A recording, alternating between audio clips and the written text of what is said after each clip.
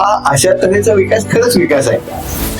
आणि त्या व्यक्तीला स्वतःची जी विकास आहे हा स्वतःच्या मनाप्रमाणे करता येणे हा विकास. त्या विकासाचा फायदा घेण्यासाठी ज्या क्षमता लागतात, शिक्षण लागतं, एक सांस्कृतिक त्याला भांडवल लागतं. तर अधिकाधिक भांडवली गुंतवणूक जशी आपण करत जातो तसा तसा प्रत्येका नवीन भांडवल गुंतवणुकीवर जो परतावा येतो तो कमी कमी होत जातो. आणि त्यामुळे आर्थिक वाढ फक्त भांडवली गुंतवणूक रस्ते बांधून होत नाही. स्वर्गीय ठाकूरदास बंग स्मृती व्याख्यानमालेच्या वर्ष दुसऱ्या याच्या दुसऱ्या पुष्पाचे वक्ते डॉक्टर नीरज हातेकर यांचं एकतर मनपूर्वक स्वागत. मला फार आनंद आहे की आजच्या कार्यक्रमाला नीरज काका आपल्याला वक्ते म्हणून लाभलेले आहेत. अनेक कारणांसाठी ते अतिशय सुयोग्य आहेत आजच्या कार्यक्रमासाठी. हातेकर कुटुंबाचा आणि आमच्या परिवाराचा संबंध खूप जुना, 3 पिढ्यांपासूनचा. कारण त्यांचे आजोबा आणि ठाकूरदास बंग म्हणजे पिताजी हे साधारणतः 1940 ते 1960 या कालखंडामध्ये वर्ध्याला एकत्र काम करायचे एकमेकांचे घनिष्ठ स्नेही होते. त्यामुळे त्यांच्यासोबतचा आमचा परिचय खूप जुना जातो. प्रोफेसर नीरज हातेकर हे स्वतः एक नामवंत अर्थतज्ञ आहेत, हाडाचे शिक्षक आहेत आणि समाजाभिमुख असे अर्थशास्त्रीय संशोधक आहेत. त्यांचा जो विषय, मुख्य विषय तो म्हणजे इकॉनॉमिक्स आणि त्याच्यात देखील इकॉनॉमेट्रिक्स. त्यामुळे त्यांनी त्यांचं MA आणि PhD मुंबई विद्यापीठातनं याच विषयामध्ये पूर्ण केलं. युनिव्हर्सिटी ऑफ केम्ब्रिज सोबत देखील ते असोसिएटेड होते ऍज अ फेलो. आणि मग अनेक वर्ष त्यांनी मुंबई विद्यापीठामध्ये अर्थशास्त्राचं संशोधन, त्याचं अध्ययन आणि त्याचं अध्यापन हे सगळंच केलं. त्यांच्या अकॅडमिक कारकिर्दीमध्ये विविध प्रकारचे नामवंत जर्नल्समध्ये पब्लिश्ड असे त्यांचे रिसर्च पेपर्स आहेत. अनेक PhD विद्यार्थ्यांना त्यांनी गाईड केलेलं आहे. आणि principles of econometrics and introduction हे त्यांचं टेक्स्टबुक देखील अतिशय प्रसिद्ध आहे. पण या अकॅडमिक ओळखीच्या पलीकडे नीरज हातेकरांचे जे मोठेपण आहे आणि आजच्या कार्यक्रमासाठी ते सुयोग्य वक्ते का आहेत याचं महत्वाचं कारण मला हे असं वाटतं की आयव्हरी टॉवर्स मध्ये इकॉनॉमिक्सला फक्त बांधून न ठेवता आणि मॅथमॅटिकल मॉडेल्स मध्ये कोंबून न ठेवता समाजाभिमुख, समाजातल्या विशेषतः वंचित घटकाचे जे प्रश्न आहेत त्याचा अभ्यास हा इकॉनॉमिक्सचा वापर करून कसा करता येईल, त्यांचे प्रश्न हे आपल्याला शास्त्रशुद्ध पद्धतीने कसे मांडता येतील, त्याच्यावर आधारित पॉलिसी अनालिसिस, डेटा अनालिसिस कसं करता येईल, हा नीरज हातेकरांच्या विषयाचा, त्यांच्या संशोधनाचा वर्षानुवर्ष फोकस राहिलेला आहे. आपण त्यांचे जे अनेक रिसर्च पेपर्स आहेत त्याच्यातल्या काहींचे टायटल्स अगदी वानगी दाखल देखील बघितले तरी हा संशोधक का वेगळा आहे हे आपल्याला लक्षात येईल. उदाहरणार्थ multi dimensional deprivation index and spatial clustering, किंवा disaggregate food inflation in India, किंवा rise of the new middle class in India and its changing structure, inequality, income distribution and growth in Maharashtra, किंवा अगदी पानवालाज इन मुंबई. त्याच्यामुळे इकॉनॉमिक्सला सजीव करणं आणि समाजातल्या गरजू लोकांच्या सोबत त्यांना जोडणं ही नीरज हातेकरांची, मला असं वाटतं, सगळ्यात मोठी त्याचं योगदान आहे. आणि त्यामुळे मला अतिशय आनंद आहे की आपल्याला आज ते वक्ते म्हणून लाभलेले आहेत. सध्या ते अझीम प्रेमजी युनिव्हर्सिटी सोबत अफिलिएटेड आहेत आणि तिथे ते वेगवेगळे कोर्सेस शिकवतात. लार्ज स्केल डेटा अनालिसिस हा त्यांचा हातखंडा आहे. त्याच्यामुळे सरकारचे देखील विविध प्रकारचे जे डेटा सेट्स येतात त्यांच्यावर देखील ते खूप मोठ्या प्रमाणात संशोधन करतात, अनेक विद्यार्थ्यांना गाईड करतात. मी कालच त्यांना सांगत होतो की त्यांच्यासोबत ज्याने काम केलं होतं विद्यार्थी म्हणून, असा सायरस लेबेरो नावाचा एक मुलगा युनिव्हर्सिटी ऑफ पेन्सिल्व्हेनियाला मी शिकत असताना तिथे माझ्यासोबत होता. तो तिथे PhD करत होता. आणि अनेक विद्यार्थ्यांना जरी बघितलं तरी काही विद्यार्थ्यांवर त्यांनी ज्या शिक्षकांसोबत काम केलं असतो त्याचा एक ठसा उमटलेला असतो. आणि मला सायरसमध्ये तो ठसा कायम दिसायचा की नीरज सरांच्या हाताखाली मी जे काम केलं त्याच्यातलं मी काय शिकलो. आणि मला खरं तर गेल्या 10 वर्षांपासून खूप क्युरिओसिटी होती की तुम्हाला मी कधीतरी प्रत्यक्ष भेटीन. आज ती पूर्ण झाली याचा मला मनस्वी आनंद आहे. त्यांनी ट्रायबल डेव्हलपमेंट डिपार्टमेंट सोबत देखील बरंच काम केलेलं आहे. गडचिरोलीच्या लोकांसाठी फार महत्वाचा मुद्दा म्हणजे आपला जिल्हा मागास असं लोक म्हणतात. आपल्या जिल्ह्यामध्ये अत्यंत विपुल प्रमाणात नैसर्गिक साधन संपत्ती आहे. त्याच्यातल्या लोह खनिजाचं काही लोकांच्या काही कंपन्यांच्या हाती एकत्रीकरण होऊन जिल्ह्याची लूट कशी करता येईल हे तर आपण आज बघतोच आहोत काय प्रकारे होत आहे. पण गडचिरोलीच्या विकासासाठी इथल्या नैसर्गिक साधन संपत्तीचा जो अनेक प्रकारे उपयोग करता आला असता, ज्याच्यामध्ये एक अतिशय चांगलं उदाहरण मोहाचं देखील आहे. त्याच्यामध्ये काय प्रकारचे अडथळे येतात, काय प्रकारचे अडथळे कदाचित आणले जातात आणि त्याच्यामुळे जिल्ह्याची गरिबी तशीच ठेवली जाते का, या बाबतीत देखील नीरज हातेकरांनी संशोधन केलेलं आहे. त्याच्यामुळे मला असं वाटतं की स्वर्गीय ठाकूरदासजी बंग ज्यांच्या आयुष्याचा कायमच हा एक ध्यास राहिला होता, ते स्वतः अर्थशास्त्री होते, पण त्यांनी कायमच आयुष्यामध्ये प्रयत्न हा केला की आपण समाजातल्या वंचित घटकासोबत काम कसं करू शकतो आणि त्याच्या प्रश्नांना पुढे कसं आणू शकतो, त्याला वाचा कशी फोडू शकतो. डॉक्टर नीरज हातेकर त्यांचं जे स्किल सेट आहे, त्यांचं जे आयुध आहे, त्याचा वापर करून एक्झॅक्टली हाच वारसा पुढे चालवत आहेत. त्यामुळे ते सर्वार्थाने आजच्यासाठी अतिशय योग्य वक्ते आहेत. आजच्या त्यांच्या व्याख्यानाचा विषय आहे विकासाचे प्रतिमान आणि ग्रामीण समाजाचे प्रश्न. आणि हा गडचिरोलीसाठी आणि आपल्या सगळ्यांच्यासाठी आज अगदीच रिलेव्हंट वासून उभा असलेला प्रश्न आहे. कारण ज्याला विकास म्हणतात तो विकास आपल्या समोर वासून उभा आहे. आणि इथे या कार्यक्रमाला पोहोचण्यासाठी देखील तुम्हाला विकासाच्या अनेक बाबींना तोंड देत इथपर्यंत यावं लागलं असेल. I am quiet sure about that. आणि इथे होणारे अपघात, इथे उडणारी धूळ, इथे लाल होणारी शेतं. मी काही दिवसांपूर्वी एक लाल म्हशीचा पण फोटो बघितला. तर असं जे सगळं विकासाचं आपल्यावर आक्रमण होत आहे, तर ह्या विकासाचं प्रतिमान आणि ग्रामीण समाजाचे प्रश्न या विषयावर आज प्राध्यापक नीरज हातेकर आपल्या सगळ्यांशी बोलणार आहे. पुनश्च एकदा त्यांचं अतिशय मनपूर्वक स्वागत. आणि मी त्यांना विनंती करतो की त्यांनी आपल्या भाषणाला सुरुवात करावी.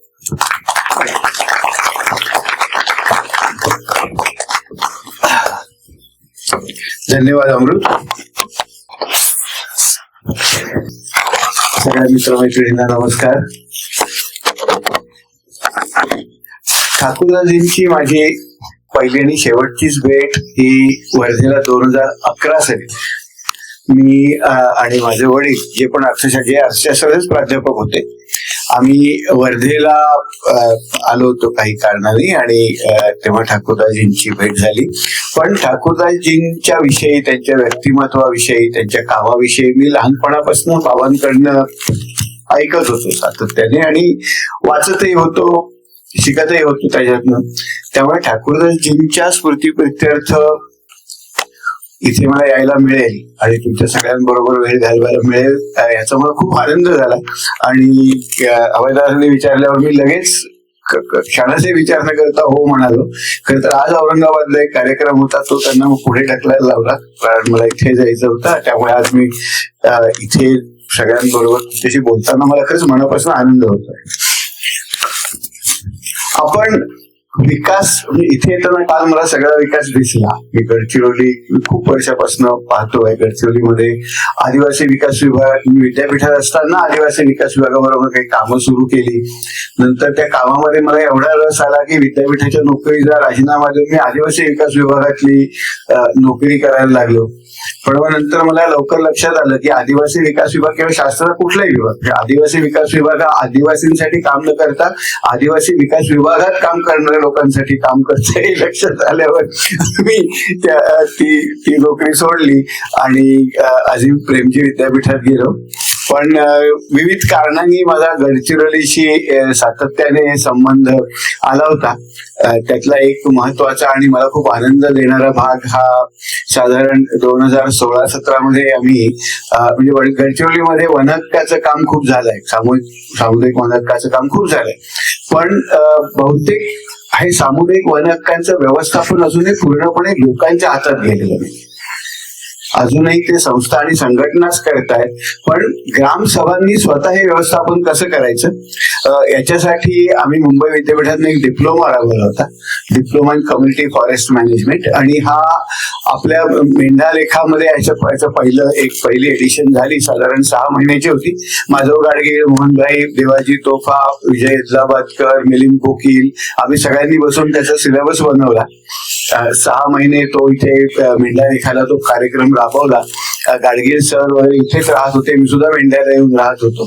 आणि त्या कार्यक्रमाला डिप्लोमा मुंबई विद्यापीठाने दिला त्या विद्यार्थ्यांना. ज्यांनी एक 6 महिन्याचा तो कार्यक्रम, तो असा होता पूर्ण 6 महिन्याचा निवासी कार्यक्रम होता. मेंढ्या 5 दिवस गावात राहायचं, मेंढ्यात राहायचं, 2 दिवस गावात जाऊन प्रॅक्टिकल्स करायचं, परत यायचं.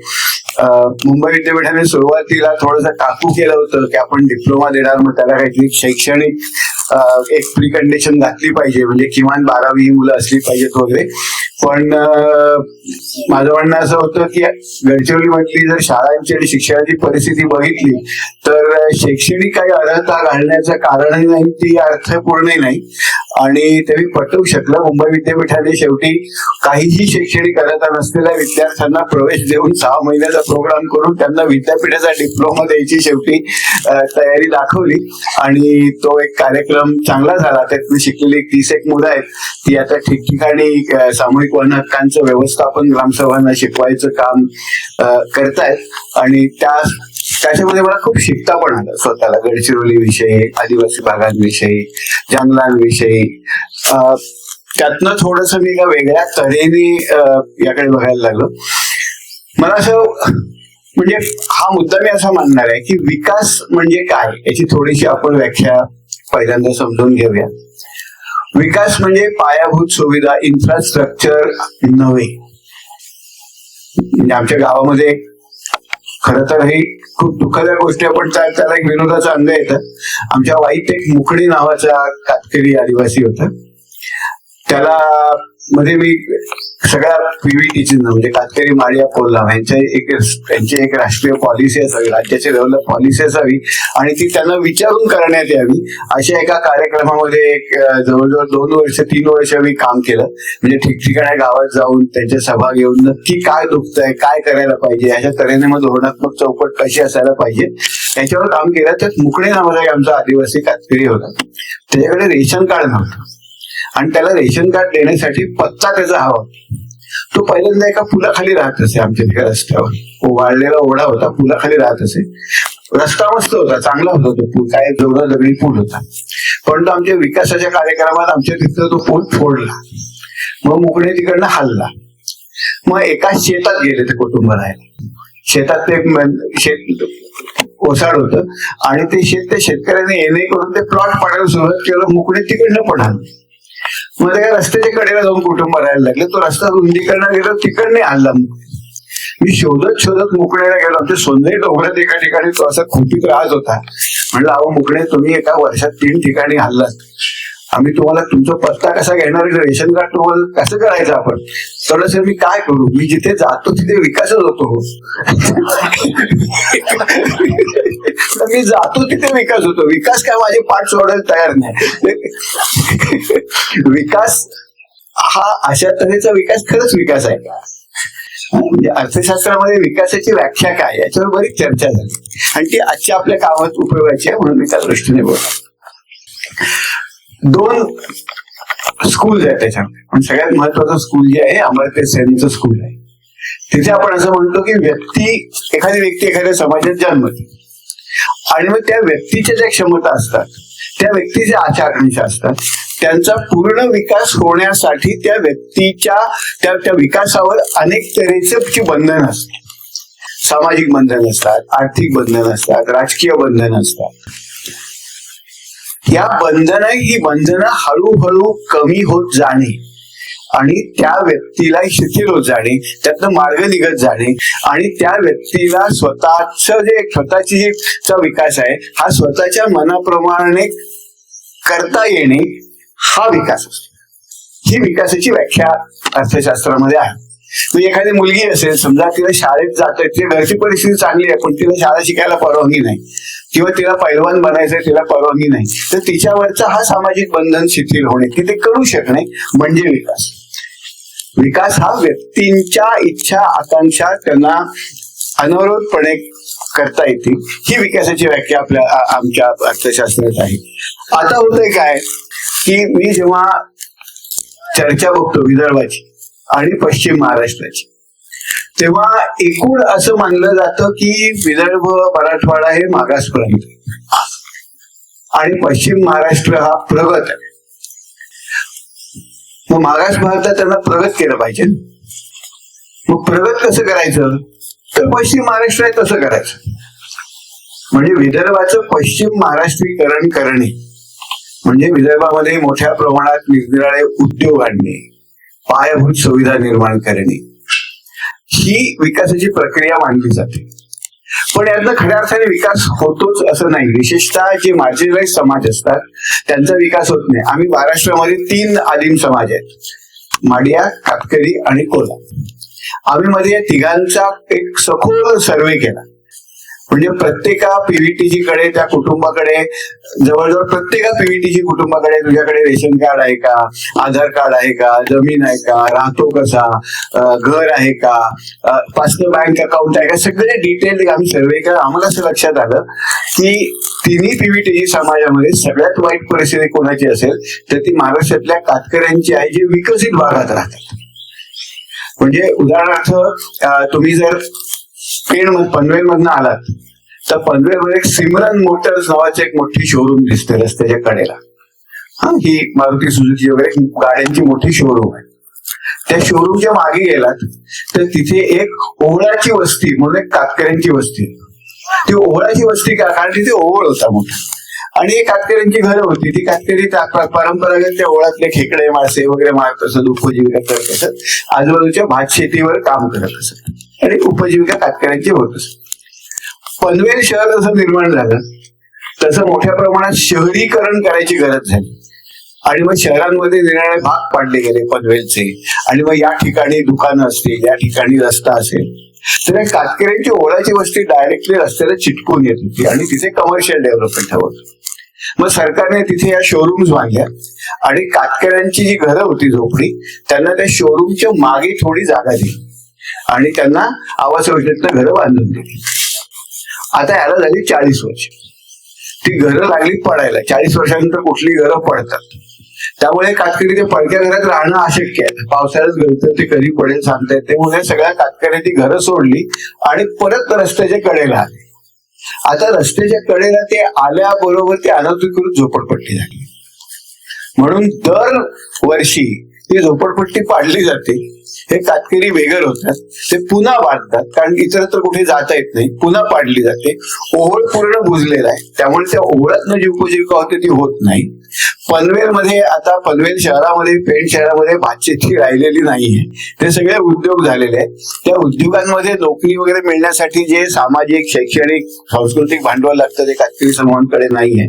त्यामुळे हा पूर्ण समूह अत्यंत देशोधडीला लागलेला समूह आहे कातकऱ्यांचा आणि खूप वाईट परिस्थिती आहे कातकऱ्यांची. म्हणजे गेल्या साधारण 3 वर्षापूर्वी नाशिक जवळ एका छोट्या गावामध्ये एक छोटी मुलगी रस्त्यावर त्या कातकरी वस्तीतली घरासमोर आणून टाकलेली मिळाली. 9 वर्षाची मुलगी होती. ती गंभीर जखमा झाल्या होत्या. तिला आमच्या कार्यकर्त्यांनी हॉस्पिटलमध्ये ऍडमिट केलं. 3 दिवसांनी ती मुलगी गेली. तिला का जखमा झाल्या होत्या, तिला कोणी मारलं होतं, तर तिला खूप लहानपणी म्हणजे 6 वर्षाची असताना अहमदनगर जिल्ह्यामध्ये शेळ्या वळण्यासाठी तिला एक दलाल घेऊन गेला होता वेट भिकारी म्हणून. आणि घरच्याने किती पैसे होते, 5,000 रुपये दिले. आणि मग ही मुलगी थोडीशी काहीतरी चूक झाली असेल तिच्याकडनं, त्या मालकाने तिला इतकं विलंब मारलं आणि आता जगणार नाही म्हणून तिला घरासमोर नंतर आणून टाकलं. ती मुलगी गेली. मग आम्ही शोधायला सुरुवात केली की एकच मुलगी आहे का अशी, की इतर काही केसेस आहेत. तर आजूच्या गावात 30 मुलं आम्हाला अशी सापडली जी लहानपणी वेट बिगारीमध्ये लहानपणी दिली गेली होती. आणि किती पैसे, 5,000 रुपये, 8,000 रुपये असे एकदा दिले गेलेले होते. हे कुठे घडतंय, हे नाशिक मध्ये, म्हणजे जो महाराष्ट्राचा इंडस्ट्रियल बेल्ट आहे, जो महाराष्ट्राचा प्रगत भाग आहे, या ठिकाणी 30 मुलांमधनं मला वाटतं 20 का 22 मुलं परत रिकव्हर करता आली. पण अजून 7-8 मुलं सापडलेलीच नाही. तो जो दलाल होता त्याला तात्पुरती अटक झाली, थोडासा दबाव वाढल्यानंतर तो पण बेलवर सुटला आणि अजूनही हा प्रकार सुरू आहे. म्हणजे असं नाही की विकास झाला की आपोआप सगळ्यांना फायदा होतो, असं होत नाही. त्या विकासाचा फायदा घेण्यासाठी ज्या क्षमता लागतात, शिक्षण लागतं, एक सांस्कृतिक त्याला भांडवल लागतं, ते ज्या समूहांकडे नसतं त्या समूहांचा विकास या प्रक्रियेत होत नाही, हे कातकऱ्याचे दिसतं. आणि मला ही 100% खात्री आहे की महाराष्ट्रात कातकरी जे आहेत, जे महाराष्ट्राच्या विकसित भागात राहतात, पेण, पनवेल, नाशिक या भागामध्ये राहतात, त्यांची परिस्थिती आज गडचिरोलीतल्या माडियांपेक्षा खूप वाईट.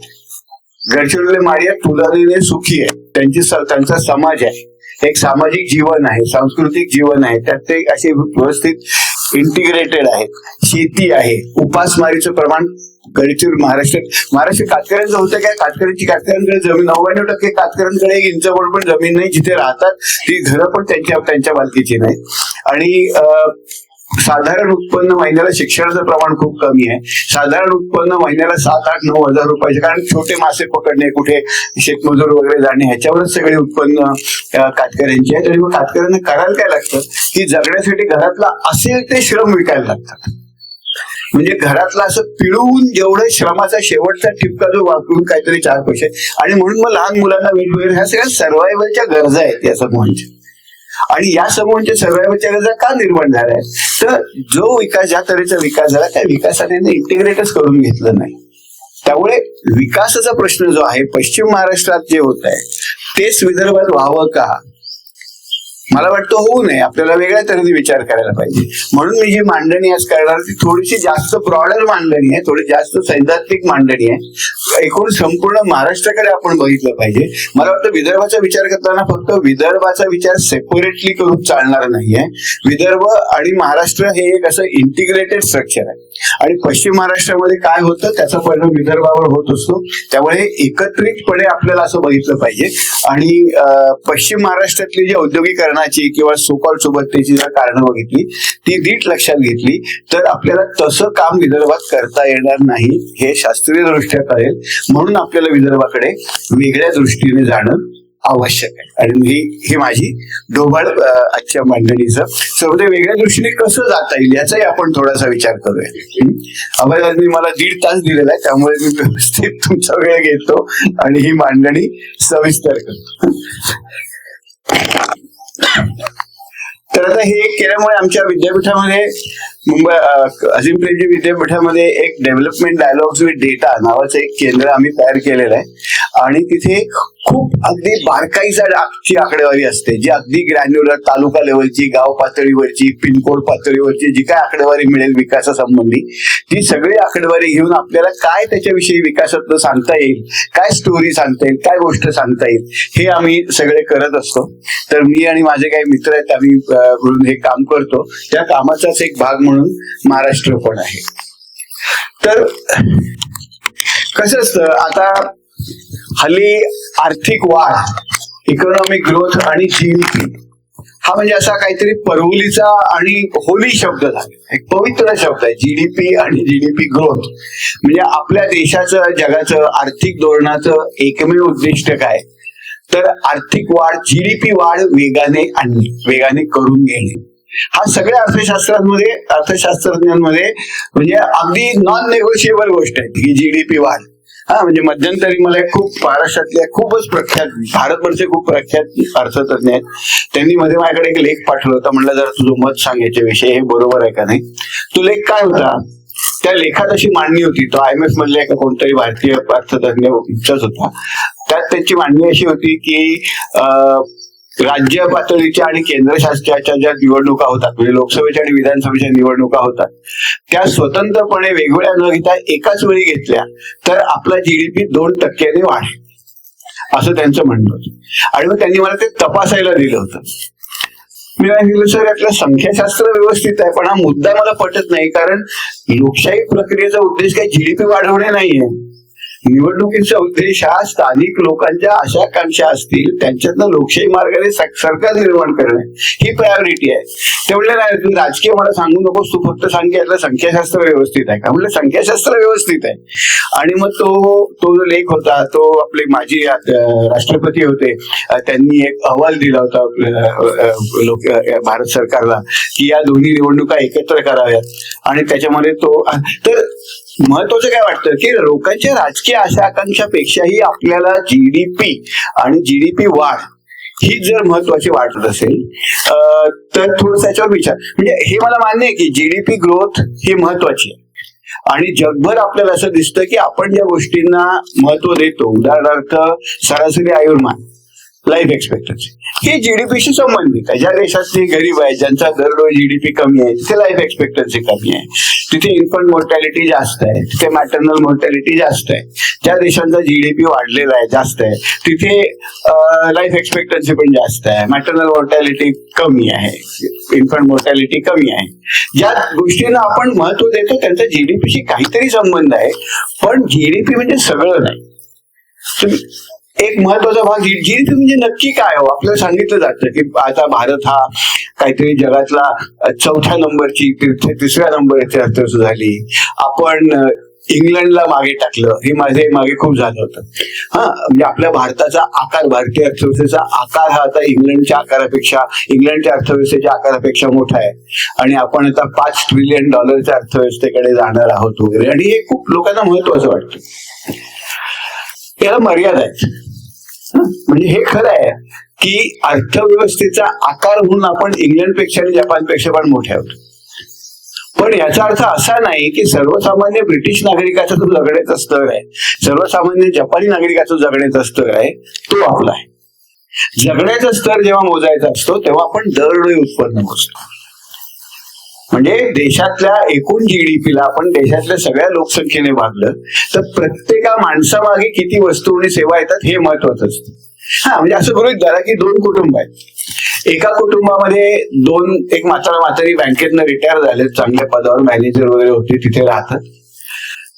त्यांच्या घरात एक भांड आहे आणि त्या भांड्यामध्ये 2 भाकऱ्या असतात. म्हातारी आपले दोघं आहेत, ते 2 भाकऱ्या संध्याकाळी खातात. त्यांच्या शेजारी कुटुंब राहते, कुटुंबात 8 जण राहतात, ते सगळे बिगारी काम करतात. रोज सकाळी जातात, कष्टाचं काम करतात, कुठे शेतावर काम करतात, कुठे रस्त्यावर खड्डे खोदतात, परत येतात. त्यांच्या भाकरीमध्ये 6 भाकरी, त्यांच्या टोपलीमध्ये 6 भाकरी आहेत. टोपली कोणाची मोठी? बिगारी कुटुंबाची. पण श्रीमंत कोण आहे? बँकेतलं कुटुंब ना, कारण तिथे 2 माणसांच्या मागे 2 भाकरी आहेत. इथे 8 माणसांच्या मागे 6 भाकरी आहेत. म्हणजे आपल्याला दरडोई उत्पन्न बघायला, आणि दरडोई उत्पन्नात आपण इंग्लंडच्या खूप मागे आहोत. म्हणजे मी मध्ये एक हिशेब काढला होता की इंग्लंड जर सध्याच्या रेटने इंग्लंडचा जीडीपी वाढतो तसाच राहिला, आपण ज्या तऱ्हेने आपला जीडीपी वाढतो तेवढाच राहिला, तर इंग्लंडचा दरडोई जीडीपी पर्यंत पोहोचायला आपल्याला किती वेळ लागेल? तर माझ्या कॅल्क्युलेशन प्रमाणे 107 वर्ष आहे. त्यामुळे आपण या स्वप्नात राहू नये. आपण आपल्याला रोजचं जे दिसतं रोजच्या जगण्यात, बरं जीडीपीचा दुसरा भाग काय असतो हाही आपण लक्षात घेतला पाहिजे, आणि हा गडचिरोलीमध्ये किंवा आपल्यासारख्या निसर्ग संपन्न भागांमध्ये खूप महत्वाचा आहे. जीडीपीची सुरुवात कशी झाली? दुसऱ्या महायुद्धानंतर, विशेषतः पहिल्या महायुद्ध आणि दुसऱ्या महायुद्धामध्ये जी बंदी झाली आर्थिक, त्या आर्थिक मंदीमध्ये अमेरिकेत असा प्रश्न पडला की आता आर्थिक मंदी आलेली आहे, सगळ्या फॅक्टरी आपल्या बंद होत्या आणि काय कारखान्यातून उत्पादनच निघत नव्हतं, चप्पल बूट तयार होत नव्हते, कपड्याचे कारखाने ठप्प होते, गाड्यांचे कारखाने ठप्प होते, कुठल्याच वस्तूचं उत्पादन होत नव्हतं. तर आता आपलं उत्पादन वाढलं की नाही हे कसं शोधून काढायचं, म्हणून सायमन कुझनेटच्या माणसाची नेमणूक अमेरिकेत केली गेली आणि national bureau of economic research नावाच्या संस्थेकडनं सायमन कुझनेटने पहिल्यांदा जीडीपी नावाची गोष्ट मोजायला सुरुवात केली. ती काय होती? तर बाजारपेठांमध्ये ज्या वस्तू येतात, ज्या बाजारातनं विकल्या जातात, त्या वस्तू आणि सेवांचं प्रमाण म्हणजे जीडीपी, असं सायमन कुझनेटने काढलं होतं. म्हणजे किती गाड्या निघाल्या, किती आपल्याकडे किती शर्ट तयार झाले, किती गाड्या तयार झाल्या, किती बुटं तयार झाले, आणि काही सेवा ज्या बाजारातनं विकल्या जातात. तर जीडीपी ही अशी गोष्ट असते जी बाजारातनं विकली जाते, अशा ज्या बाजारातनं विकल्या जातात अशा गोष्टींचं मूल्य म्हणजे जीडीपी. सायमन कुझनेट म्हणत होते की ते मिलिटरीचा खर्च वगैरे तो जीडीपी मध्ये धरायचा नाही. सायमन कुझनेटचे भीष्म पितामह जीडीपी यांनी सुरुवात केली. त्यांना या डिफेन्सच्या वगैरे एक्सपेंडिचरला त्याच्यात घालायचं नव्हतं, कारण ते म्हणतात ते सैन्याचा खर्च बाजारातनं कुठे जातो, तो काय बाजारातनं विकत घेतला जात नाही, त्यामुळे तो घालायचा नाही. पण मग दुसऱ्या महायुद्धानंतर जे सगळं जगभर शीतयुद्ध झालं आणि जी कॉम्पिटिशन सुरू झाली, माझा जीडीपी तुझ्यापेक्षा जास्त का, तुझा जीडीपी माझ्यापेक्षा जास्त, त्याच्यामध्ये मग डिफेन्स एक्सपेंडिचर वगैरे सगळे घातले येते. पण मुळातल्या संकल्पनेची आता बाजारातल्या ज्या गोष्टी विकल्या जात नाहीत ना त्या जीडीपी मध्ये येतच नाही. त्यामुळे एखादा डोंगर मी खणला, त्या डोंगरावर जंगल आहे, ते जंगल मला अनेक सेवा देत आहे, अनेक पर्यावरणीय सेवा ते जंगल मला देत आहे. म्हणजे ते जंगलामुळे माझ्याकडे पाऊस चांगला पडतोय, त्या जंगलामधनं 2 नद्या आहेत, त्याचं पाणी मुरतं, त्या नद्या मला खाली बऱ्याच गावांना पोषण करतात, त्याची शेतीवर सिंचन होतं. पण या सगळ्या ज्या सेवा आहेत या बाजारात विकल्या गेल्यामुळे नसल्यामुळे जीडीपीत मोजल्या जात नाहीत. त्यामुळे जर तो जंगल ज्या डोंगरावर आहे तो डोंगर फोडला आणि त्यातलं खनिज काढलं आणि ते खनिज बाजारात विकलं तर ते बाजारात न जातं, त्यामुळे ते जीडीपीत दिसतं. पण ते जंगल तोडल्यामुळे ज्या सेवा आता येणार नाहीयेत, ज्या मिळणार नाहीयेत आणि त्याने लोकांचं खऱ्या अर्थाने नुकसान होणार आहे, हे जीडीपी मध्ये मोजल्या जात नाही, कारण ते मार्केटमधनं जात नाही. आणि हा जीडीपीचा एक आजच्या विशेषतः जेव्हा नैसर्गिक संसाधनांवर लोकांची उपजीविका अवलंबून असते आणि ते सुखी आयुष्य जगत असतात, तर हा जो भाग आहे हा आपल्याला जीडीपी मध्ये मोजल्या जात नाही. त्यामुळे जीडीपीचा विचार करताना आपण या बाबतीत भयंकर थोडस, विशेषतः आपल्यासारख्या जिल्ह्यांमध्ये जिथे नैसर्गिक संसाधन ही लोकांच्या उपजीविकेसाठी खूप महत्वाची आहेत, हे खूप कळीच आहे. दुसरा मुद्दा असा आहे, आणि जो आम्ही अर्थतज्ञ म्हणतो पण हे सरकारी अर्थतज्ञ मान्य करत नाहीत, आम्ही म्हणतो की बाबांनो, जीडीपी फक्त किती आहे दरडोई हे महत्वाचं नसतं. लोकांना फक्त आपण किती श्रीमंत आहोत ह्याची घेणं हे एवढा एकच मुद्दा नसतो. लोकांना चांगली आयुष्य हवी असतं, लोकांना फ्लरिश करायचं असतं आयुष्यात, फक्त श्रीमंत नसतं व्हायचं. आणि मग त्यांना आपल्याबरोबर चांगले मित्र लागतात, एक कम्युनिटीचं आयुष्य लागतं, त्या कम्युनिटीमध्ये सण असतात, कार्यक्रम असतात, आपले मित्र असतात, आपल्याला एक सामाजिक मूल्य असतं, एक व्यक्ती म्हणून सामाजिक मूल्य असतं, त्याला किंमत असते. लोकांना अशा तऱ्हेचंही चांगलं आयुष्य आवश्यक असतं आणि हे कधी कधी हे चांगल्या तऱ्हेचं आयुष्य आपण जीडीपीच्या जो पाठीमागे लागतो त्यातनं हे आयुष्य नष्ट होऊ शकतं. म्हणजे आज उदाहरणार्थ गडचिरोलीच्या पुढे, भामरागडच्या पुढे मी जेव्हा जातो, म्हणजे मी काही माडिया तरुणांना, आता तुम्हाला समाजातल्या इतर पीव्हीटीचींना भेटलं पाहिजे म्हणून काही माडिया समाजातल्या मुलांना मी कातकऱ्यांना घेऊन भेटायला गेलो. कातकऱ्यांना कोणातरी घरी जायला लागायचं, ते पोरं म्हणले, अहो सर आपण त्याच्या घरी का चाललो, आम्ही गावाला भेटायला आलो ना, घोटूल कुठे आहे यांचा? म्हणजे इथं घोटूल बिटूल काय बोललेलं नाही, त्याची सामाजिक रचना काही जोडलेली नाही. माडियांची एक सामाजिक रचना आहे. आज पेरमा आहेत, गायता आहेत, काही निर्णय होऊ शकतात, लोकांना त्या व्यवस्थेमध्ये एक व्यक्ती म्हणून मूल्य आहे. हे मूल्य या ज्या रचना नष्ट झाल्या तर असं होऊ शकेल कदाचित की आपल्याला एका ड्रायव्हरची नोकरी मिळू शकेल, पण एक समृद्ध सांस्कृतिक जीवन व्यक्ती म्हणून जे आपण जगतो त्या तऱ्हेचं जगणं कदाचित नष्ट होऊ शकेल. म्हणून जीडीपीचा पाठपुरावा फार करू नये असं मला वाटत होतं. मग मी विचार केला की आपण ढोबळ मानाने या गोष्टीकडे बघण्यापेक्षा एक बारकाईने आकडेवारी बघून आपल्याला महाराष्ट्रात बाकीचे भाग कसे दिसतात, आपले भाग कसे दिसतात, मग आपल्या ठिकाणी आपण काय करायला पाहिजे, कशा तऱ्हेचे मार्ग काढायला पाहिजेत याविषयी विचार करायला सुरुवात केली होती. तर पहिल्यांदा आपण ज्याला आर्थिक वाढ म्हणतो किंवा आपण सध्या जी जीडीपी पर कॅपिटा म्हणतो, हा वाढणे हा अत्यंत मानवी इतिहासामधला अत्यंत रिसेंट फेनॉमेनॉन.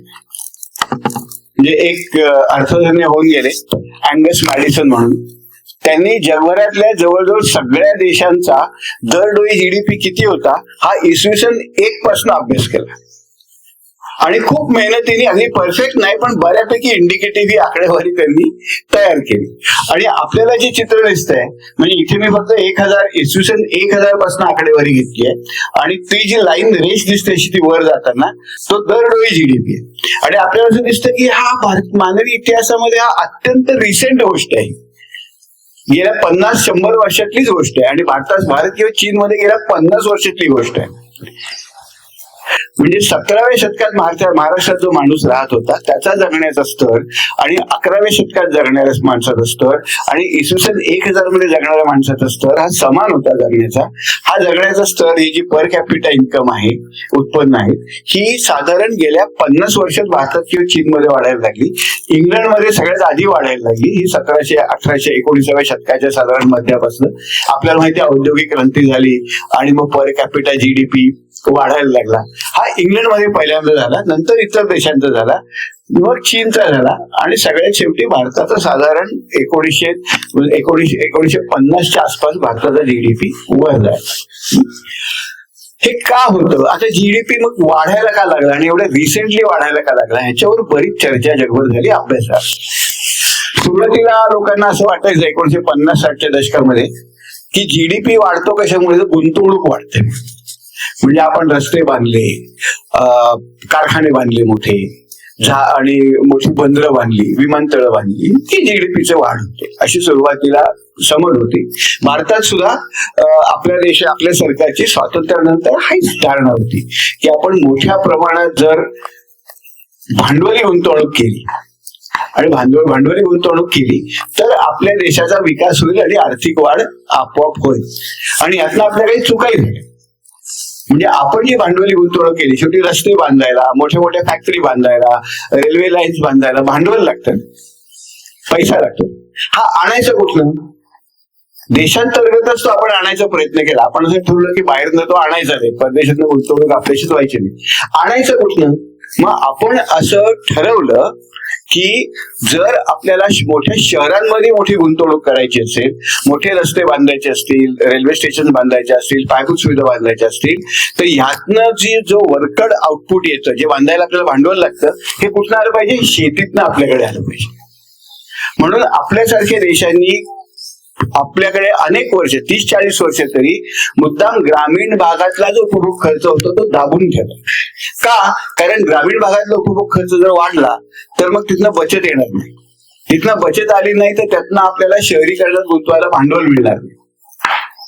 ही आपल्या पुढे सोव्हिएट युनियनने पण हेच केलं, चीनने पण सुरुवातीला हेच केलं आणि आपण सुद्धा हे करायचा प्रयत्न केला. आपणही असंच केलं की साधारण आपण शेतीमध्ये, छोट्या उद्योगांमध्ये, शेतीमध्ये मोठ्या प्रमाणात उपभोग वाढू नये, ग्रामीण भागातल्या लोकांचा खर्च वाढू नये, त्यांची उत्पन्न वाढू नयेत आणि मग ही उत्पन्न आपल्याला म्हणून आपल्याकडे साधारण 80-85-90 पर्यंत तरी आजपर्यंत आपण शेतीकडे दुर्लक्ष करणे आणि फक्त शहरी भागातल्या विकासामुळे पायाभूत सुविधा हे आपल्या आर्थिक धोरणामध्ये अनुस्यूत भाग आहे. आणि त्याचा महत्वाचा त्याच्या मागचे कारण काय आहे तर मोठ्या प्रमाणात रस्ते वगैरे बांधल्यामुळेच आपला विकास होतो, ही जी भावना होती, ही भावना आपल्या देशामध्ये, ही कल्पना आपल्याकडे पूर्वीपासून. पण ही भावना आता अर्थशास्त्राला संशोधन म्हणतं की असं होत नाही. अर्थशास्त्राला संशोधन म्हणतं की अरे नुसते रस्ते बांधून विकास होत नाही.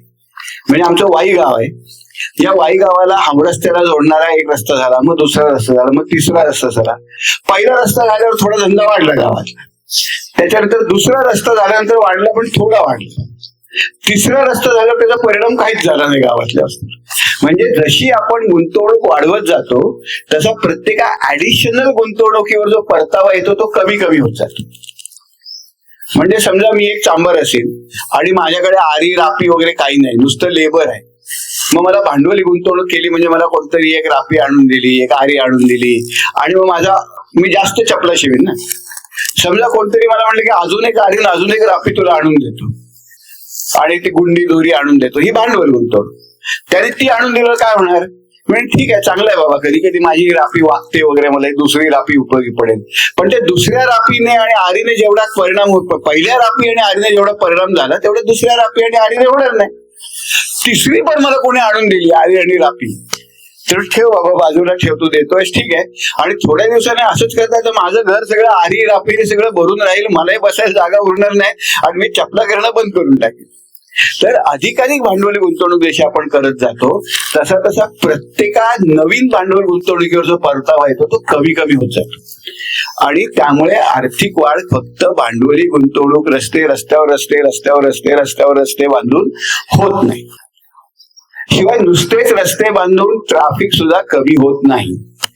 कारण आपण जेवढे चांगले रस्ते बांधतो, जेवढे रुंद स्वच्छ गुळगुळीत रस्ते बांधतो, तेवढेच आपण लोकांना या गाडी घेऊन याचं आमंत्रण देत असतो. त्यामुळे जेवढे चांगले रस्ते बांधतो तेवढ्या गाड्याही वाढतात. तुम्हाला सगळीकडे अनुभव असेल.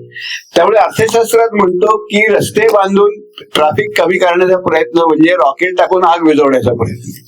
तसं होत नाही, पण आपण ते करत राहतो. म्हणजे आपण असं म्हणतो की आता हा रस्ता बांधला की प्रश्न मिटेल, मग ह्याच्यावर हा रस्ता अजून परत बांधूया, मग आणखीन लोक येतात ना, कारण सोपं होतं ना आता. त्यामुळे त्याचे मार्ग सार्वजनिक वाहतूकमध्ये गुंतवणूक करणे वगैरे अशा तऱ्हेचे आहेत. पण त्यामुळे महत्वाचा मुद्दा म्हणजे भांडवली गुंतवणुकीने आर्थिक वाढ होते. मग कशाने होते?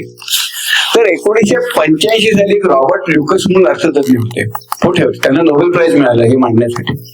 ते म्हणाले की भांडवली गुंतवणूक करून, नुसतीच भांडवली गुंतवणूक करून आपल्याला आर्थिक वाढ होत नाही. आर्थिक वाढ उत्पादकतेत होते. म्हणजे जी भांडवली गुंतवणूक करतो किंवा जे तंत्रज्ञान आणतो त्या तंत्रज्ञानाने अर्थव्यवस्थेतल्या श्रमाची, भांडवलाची उत्पादकता वाढवली पाहिजे. नवीन ज्ञान, नवीन कल्पना या येणं अर्थव्यवस्थेमध्ये आवश्यक आहे.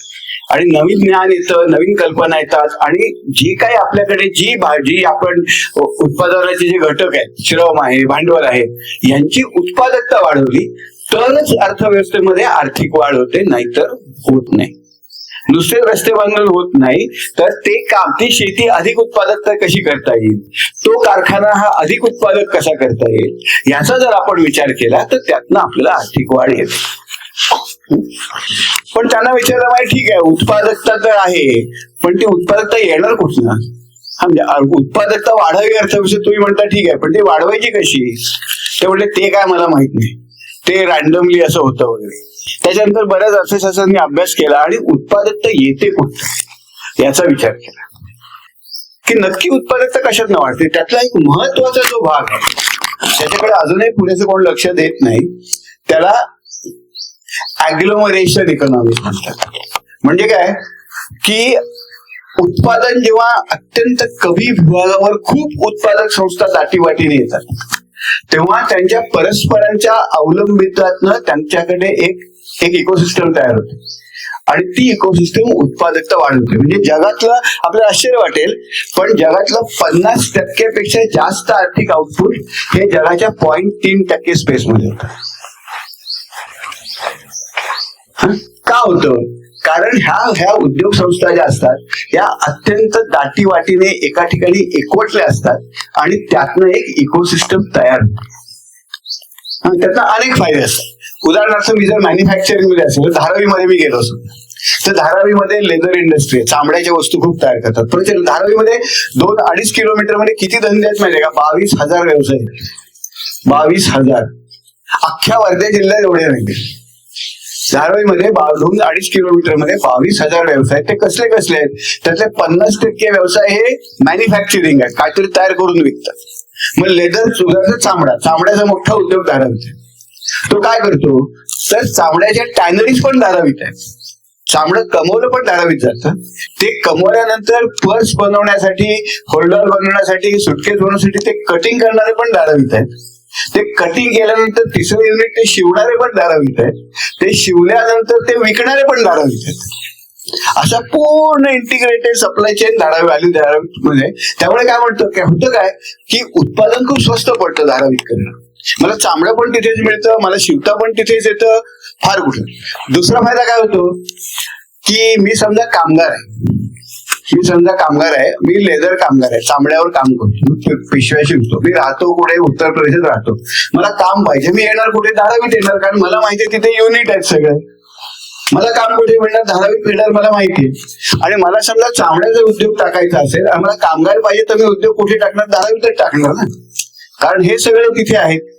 त्यामुळे इथल्या उद्योगांना हे ज्याला आम्ही मॅचिंग म्हणतो, म्हणजे बायर सेलरचं मॅचिंग किंवा कन्झ्युमर आणि प्रोड्युसरचं मॅचिंग, म्हणजे जो उपभोक्ता असतो आणि उत्पादक असतो याचं मॅचिंग, हे मॅचिंग खूप पटकन तिकडे होतं. आणि त्यामुळे अनेक तऱ्हेचे फायदे तिथे होतात. त्याला आम्ही ऍग्लोमरेशन इकॉनॉमिक्स म्हणतो. आणि या ऍग्लोमरेशन इकॉनॉमिक्स मध्ये धारावी हे आज इतकं उत्पादक आहे. धारावी हे MIDC, माझ्या मते धारावी ही महाराष्ट्र, आपण जे MIDC काढतो तशी MIDC आहे. म्हणजे धारावीकडे जर MIDC म्हणून बघितलं तर धारावी खूप ताकदवान, महाराष्ट्रातल्या सर्वात टॉपच्या MIDC प्रमाणे धारावी आहे. हे का झालंय? कारण ऐतिहासिक दृष्ट्या हळूहळू निर्दिष्ट कारणांनी धारावी ऑर्गॅनिकली इमर्ज झालं. म्हणजे एखादं जंगल कसं अत्यंत बायोडायव्हर्सिटी असेल, सुंदर जंगल, हे ऑर्गॅनिकली तिथे तयार होतं ना, ते कोण लावत नाही तिथे जाऊन.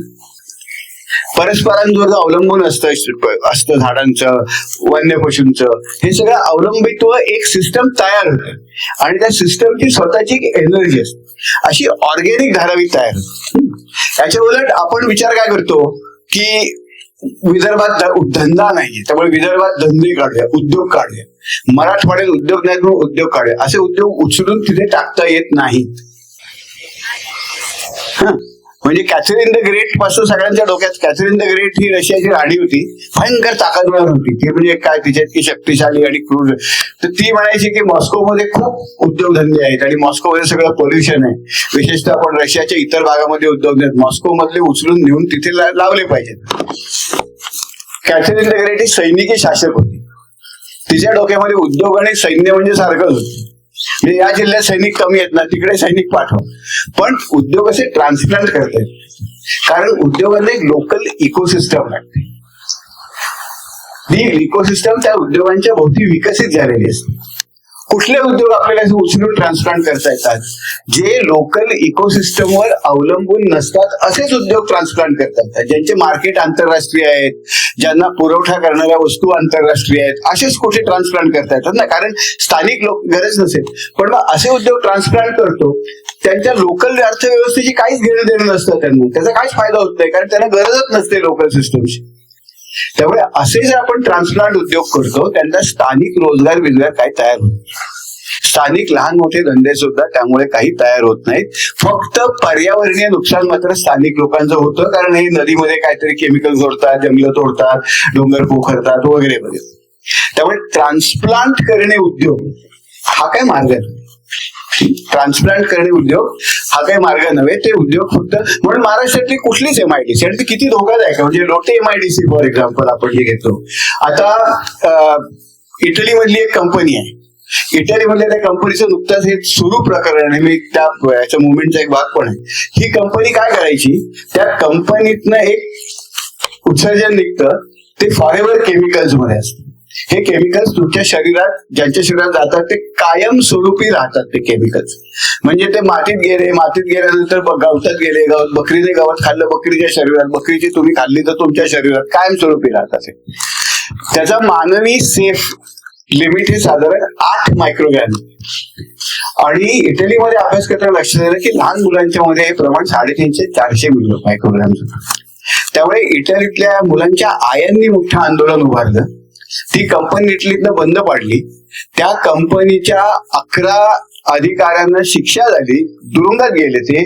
ती कंपनी आता लोटे एमआयडीसी मध्ये कोकणात लक्ष्मी केमिकल्स नावाने कार्यरत झालेली आहे. आणि त्या बायांनी ज्या इटली ज्यांनी केलं, म्हणजे त्यांनी हे भारतात संपर्क साधला आणि त्या म्हणल्या, अरे तुमची आमची मुलं सारखीच आहेत, आपण भारतातही आंदोलन करूया. म्हणून आता वरुण सुखराज आणि इतर लोक हे आंदोलन या लक्ष्मी केमिकल्स बाबत करतायत. तर या ज्या ट्रान्सप्लांट केलेल्या कंपन्या असतात ना, त्या स्थानिक व्यवस्थेत, आता तिची कंपनी इटलीमध्ये चालली काय, भारतात चालली काय, तिची काय लोकल इकोसिस्टमवर काहीच तिची गरज नाही ना, अवलंबूनच नाही. ती इटली ते असू शकते, अमेरिकेत असू शकते, कुठे असू शकते. ज्या देशामध्ये पर्यावरणीय नियम शिथिल आहेत तिथे आपण जाऊन आपला धंदा करू शकतो. अशा तऱ्हेचं जे आहे ते धोकादायक. आता आपण थोडस ही निर्धारित कारण आहेत की का मोठ्या प्रमाणात जिथे एक साधा तुम्ही विचार करतो, जिथे थोडस आपण हे बघूया, जिथे मोठ्या प्रमाणात उद्योगधंदे एका ठिकाणी कॉन्सन्ट्रेट झाले त्या ठिकाणचे उद्योग अधिक उत्पादक असतात, मग त्यांच्याशी आपल्याला स्पर्धा करता येईल. म्हणजे उदाहरणार्थ आपल्या छत्तीसगडमध्ये अबुजमानमध्ये झाडू बांबू, तर विनगोंडा वगैरे इथे आम्ही जरा बसून विचार केला की आपण झाडू बांबूचे झाडू बनवूया, केरसुडी बनवूया, तिथे उद्योग सुरू होईल आणि तो नागपूरला आपल्याला विकूया. काहीतरी व्यवसाय आपल्याला अबुजमाळच्या तिथे सुरुवातीला लाहिरीच्या पासून वर करता येईल. 3-4 वर्षापूर्वी आम्ही प्रयत्न करत होतो, पण नीट अभ्यास केला आम्हाला काय लक्षात आलं की असाच झाडू बांबू नॉर्थ ईस्ट मध्ये पण, आणि नॉर्थ ईस्ट मधला तो बांबू त्याच्या केरसुणी बनवायचं कलकत्त्याला खूप मोठा सेटअप आणि इतके उद्योग आहेत, तर त्यांची उत्पादकता एवढी जास्त आहे की कलकत्त्यातला बांबू कलकत्त्यात केरसुणी बनवून नागपूरला विकणे जेवढं स्वस्त पडतं तितकं स्वस्त आम्हाला गडचिरोलीमध्ये आता सुरुवात करून नागपूरला विकणं परवडणार नाही. कारण आमचा सगळा सेटअप नवीन आहे ना, आमच्या ग्रामसभा आहेत, त्या ग्रामसभा शिकणार कधी, आमच्याकडे भांडवल येणार कधी, आम्ही ते फॅक्टरी टाकणार कधी, आणि आमची प्रोडक्टिव्हिटी कलकत्त्याच्या 100 वर्ष जुन्या उद्योगांपर्यंत पोहोचणार कधी. आणि रस्ता तर सोपा आहे, म्हणजे कलकत्त्याहून आपण पटकीने आणून तर नागपूरला आणून विकू शकतो. त्यामुळे ही असे उद्योग या कॉम्पिटिशनमध्ये निघू शकत नाही. त्याला काही ऐतिहासिक कारणं पण आहेत, आणि ही ऐतिहासिक कारणं साधारण महाराष्ट्राची आणि तामिळनाडूची तुलना आपण करू. मी का करतो सांगतो, कारण महाराष्ट्रामध्ये जेवढा रिजनल इम्बॅलन्स आहे आणि त्यामुळे असंतोष आहे ना, म्हणजे आता मराठवाड्यातली मुलं का नोकऱ्या शोधतात, का रिझर्वेशन मागतात, का मुंबईत जाऊन ऑक्युपाय करतात, कारण मराठवाड्यात शेतीशिवाय रोजगार नाही आहे, दुसरं काही नाहीये. आणि मराठा पोरांना असं लक्षात आलं की आपल्या शेतीमध्ये तर उत्पादकता नाही, आपली शेती खूप कमी झाली आहे आणि काय कामधंदा मिळत नाहीये, त्यामुळे ते रिझर्वेशनची मागणी करतात. तामिळनाडूमध्ये विचार केला की असं इतकं टेन्शन आपल्याला दिसत नाही. तामिळनाडूमध्ये बऱ्यापैकी जरा असं अर्थव्यवस्था आणि उद्योगधंदे रिजनली स्प्रेड आहेत. महाराष्ट्रामध्ये जी अडचण आपल्याला जाणवते ती तामिळनाडूमध्ये जाणवत नाही. हे जरा इंटरेस्टिंग होतं, कारण साधारण तामिळनाडू आणि महाराष्ट्र एक समान आर्थिक लेवलचे राज्य आहे. महाराष्ट्राचं पर कॅपिटा जीडीपी 3 लाख रुपये आहे, तामिळनाडूचं 3.5 लाख रुपये आहे. तामिळनाडू पण औद्योगिकदृष्ट्या प्रगत आहे, महाराष्ट्र औद्योगिकदृष्ट्या प्रगत आहे. पण महाराष्ट्रात जी आंदोलनं होतात, महाराष्ट्रामध्ये आपण मागास भाग म्हणून म्हणतो, मराठवाडा, विदर्भ, हे तामिळनाडूमध्ये का नाहीये? तर मी थोडासा अभ्यास करायचा प्रयत्न केला आणि त्याच्यामध्ये मी असं बघितलं की ज्या मोठ्या फॅक्टरीज आहेत किंवा मोठ्या कारखान्यांमध्ये झालेली गुंतवणूक आहे ते तामिळनाडूमध्ये पर स्क्वेअर किलोमीटर महाराष्ट्रापेक्षा खूप जास्त आहे. म्हणजे तामिळनाडूमध्ये आता कामगार बघितले, पण फॅक्टरीज किती आहेत? साधारण दर स्क्वेअर किलोमीटरला 0.24 म्हणजे 4 स्क्वेअर किलोमीटरला एक फॅक्टरी पडते तामिळनाडूमध्ये. आपल्याकडे दर स्क्वेअर किलोमीटरला 0.07 फॅक्टरीज आहेत, म्हणजे 70 किलोमीटरला आपल्याला 10 फॅक्टरी पडतात. त्या 10 पण नाही, 0.07 म्हणजे 7 किलोमीटरला आपल्याला साधारण आपल्याला 0.07 पडतात. नंतर माणसं किती आहेत? तर दर स्क्वेअर किलोमीटरला तामिळनाडूमध्ये 23 लोक कारखान्यांमध्ये एंगेज आहेत. महाराष्ट्रामध्ये फक्त 8.5 आहेत. तामिळनाडूमध्ये दर स्क्वेअर किलोमीटरला भांडवल किती आहे? 64,000 रुपये भांडवल आहे. महाराष्ट्रामध्ये हे फक्त 6,40,000 रुपये, महाराष्ट्रामध्ये फक्त 4,60,000 रुपये. म्हणजे तामिळनाडूमध्ये खूप मोठ्या प्रमाणात डेन्सिटी जास्त. हे चित्र जरी बघितलं म्हणजे आपल्याला हे दिसतं की महाराष्ट्रातल्या ज्या मीडियम स्मॉल मायक्रो एंटरप्राइजेस ज्या सध्या सगळे म्हणतात की म्हणजे 500 साधारण 500 कोटी रुपयाच्या खाली गुंतवणूक असलेले जे छोटे उद्योग आहेत हे महाराष्ट्रावर कुठे आहेत? तामिळनाडूमध्ये कुठे? महाराष्ट्रामध्ये आपल्याला दिसतं की मुंबई, नाशिक, औरंगाबाद, पुणे आणि खाली कोल्हापूर आणि वर टोकाला नागपूर, याच्या मधला महाराष्ट्र जवळजवळ सगळा मोकळा आहे. हा मॅन्युफॅक्चरिंग वस्तू उत्पादनामध्ये. आणि आपण आपल्याला जे दिसतं की तो सगळा पट्टा आहे, कोइंबतूर पासून पुढे तिरुपूर, चेन्नई, खाली शिवकाशी, हे सगळे असे जास्त विस्तृत उद्योगधंदे तामिळनाडूमध्ये आहेत. आणि त्याच ठिकाणी म्हणजे उद्योग येतात कुठे, नवीन उद्योग येतात कुठे? महाराष्ट्रात बघितलं तर त्याच ठिकाणी नवीन उद्योग येतात. आता चंद्रपूरला आपल्याला थोडे येताना दिसत आहेत. हा डेटा कालपर्यंतच आहे महाराष्ट्रातल्या एमएसएमईचा, इथे येताना दिसत आहे. ह्याच्यामध्ये बघितलं, तामिळनाडूमध्ये बघितलं तर खूप मोठ्या प्रमाणात अक्रॉस तामिळनाडू नवीन उद्योग, नवीन मॅन्युफॅक्चरिंग उद्योग येतात. सर्व्हिस सेक्टर जर बघितलंय, सेवा क्षेत्र, ज्यात आपण आता मोठ्या प्रमाणात डावस मधून गुंतवणुकी केलेल्या आहे, डेटा सेंटर वगैरे, ते आपल्याला कुठे दिसतात? महाराष्ट्रात पुन्हा मुंबई, पुणे, औरंगाबाद, नाशिक, थोडं नागपूर. पण जर तामिळनाडू बघितला तर तामिळनाडूमध्ये across Tamil Nadu service sector industries आहे. आणि यामुळे हा जो मधला भाग महाराष्ट्राचा आहे ना, म्हणजे मराठवाड्याचा जो भाग आपल्याला दिसतो, मराठवाडा आणि पश्चिम विदर्भ, हा मराठवाडा आणि पश्चिम विदर्भ जो आहे त्याच्यामधली जी पूर्ण वंचना आहे उद्योगांची, तशी तामिळनाडूमध्ये नाही. तामिळनाडूमध्ये सगळीकडे उद्योग स्प्रेड आहे. त्यामुळे तामिळनाडूमधलं जे राजकारण आहे ते पण जास्त इन्क्लुझिव्ह आहे. तामिळनाडूमध्ये आपल्यासारखी मराठ्यांची आंदोलनं होत नाहीत राखीव जागांसाठी. त्याची जी मोठ्या प्रमाणात मायग्रेशन तामिळनाडूमध्ये छोट्या गावातनं पार गडचिरोलीतनं विदर्भात मुंबईला करायला लागत नाही. स्थानिक लेवललाच लोक राहतात, स्थानिक लेवललाच त्यांचे मायग्रेशन होतात. हा, हे जाऊ दे. हे का झालं हे जरा इंटरेस्टिंग आहे. तामिळनाडूमधला विकास असा रिजनली डिस्ट्रीब्युटेड का आहे, जास्त असा युनिफॉर्म का आहे, आणि महाराष्ट्रातला का नाही? साधं उदाहरण घेऊया. या दोन्ही राज्यांचा मोठ्या प्रमाणात औद्योगिक विकास कधी झाला, हा साधारण अमेरिकन सिव्हिल वॉर जेव्हा सुरू झाली आणि जेव्हा युद्ध पुकारलं गेलं अमेरिकेतल्या दोन नॉर्थ आणि सदर्न स्टेट्स मध्ये, आणि ती म्हणजे गुलामगिरी बेकायदेशीर करायची का, गुलामगिरी अबॉलिश करायची का, याच्यावरती युद्ध सुरू झालं, तर अमेरिकेतला जो कापूस जगभर जायचा तो कापूस येणं बंद झालं. त्यामुळे जगभर कापसाच्या किमती वाढल्या.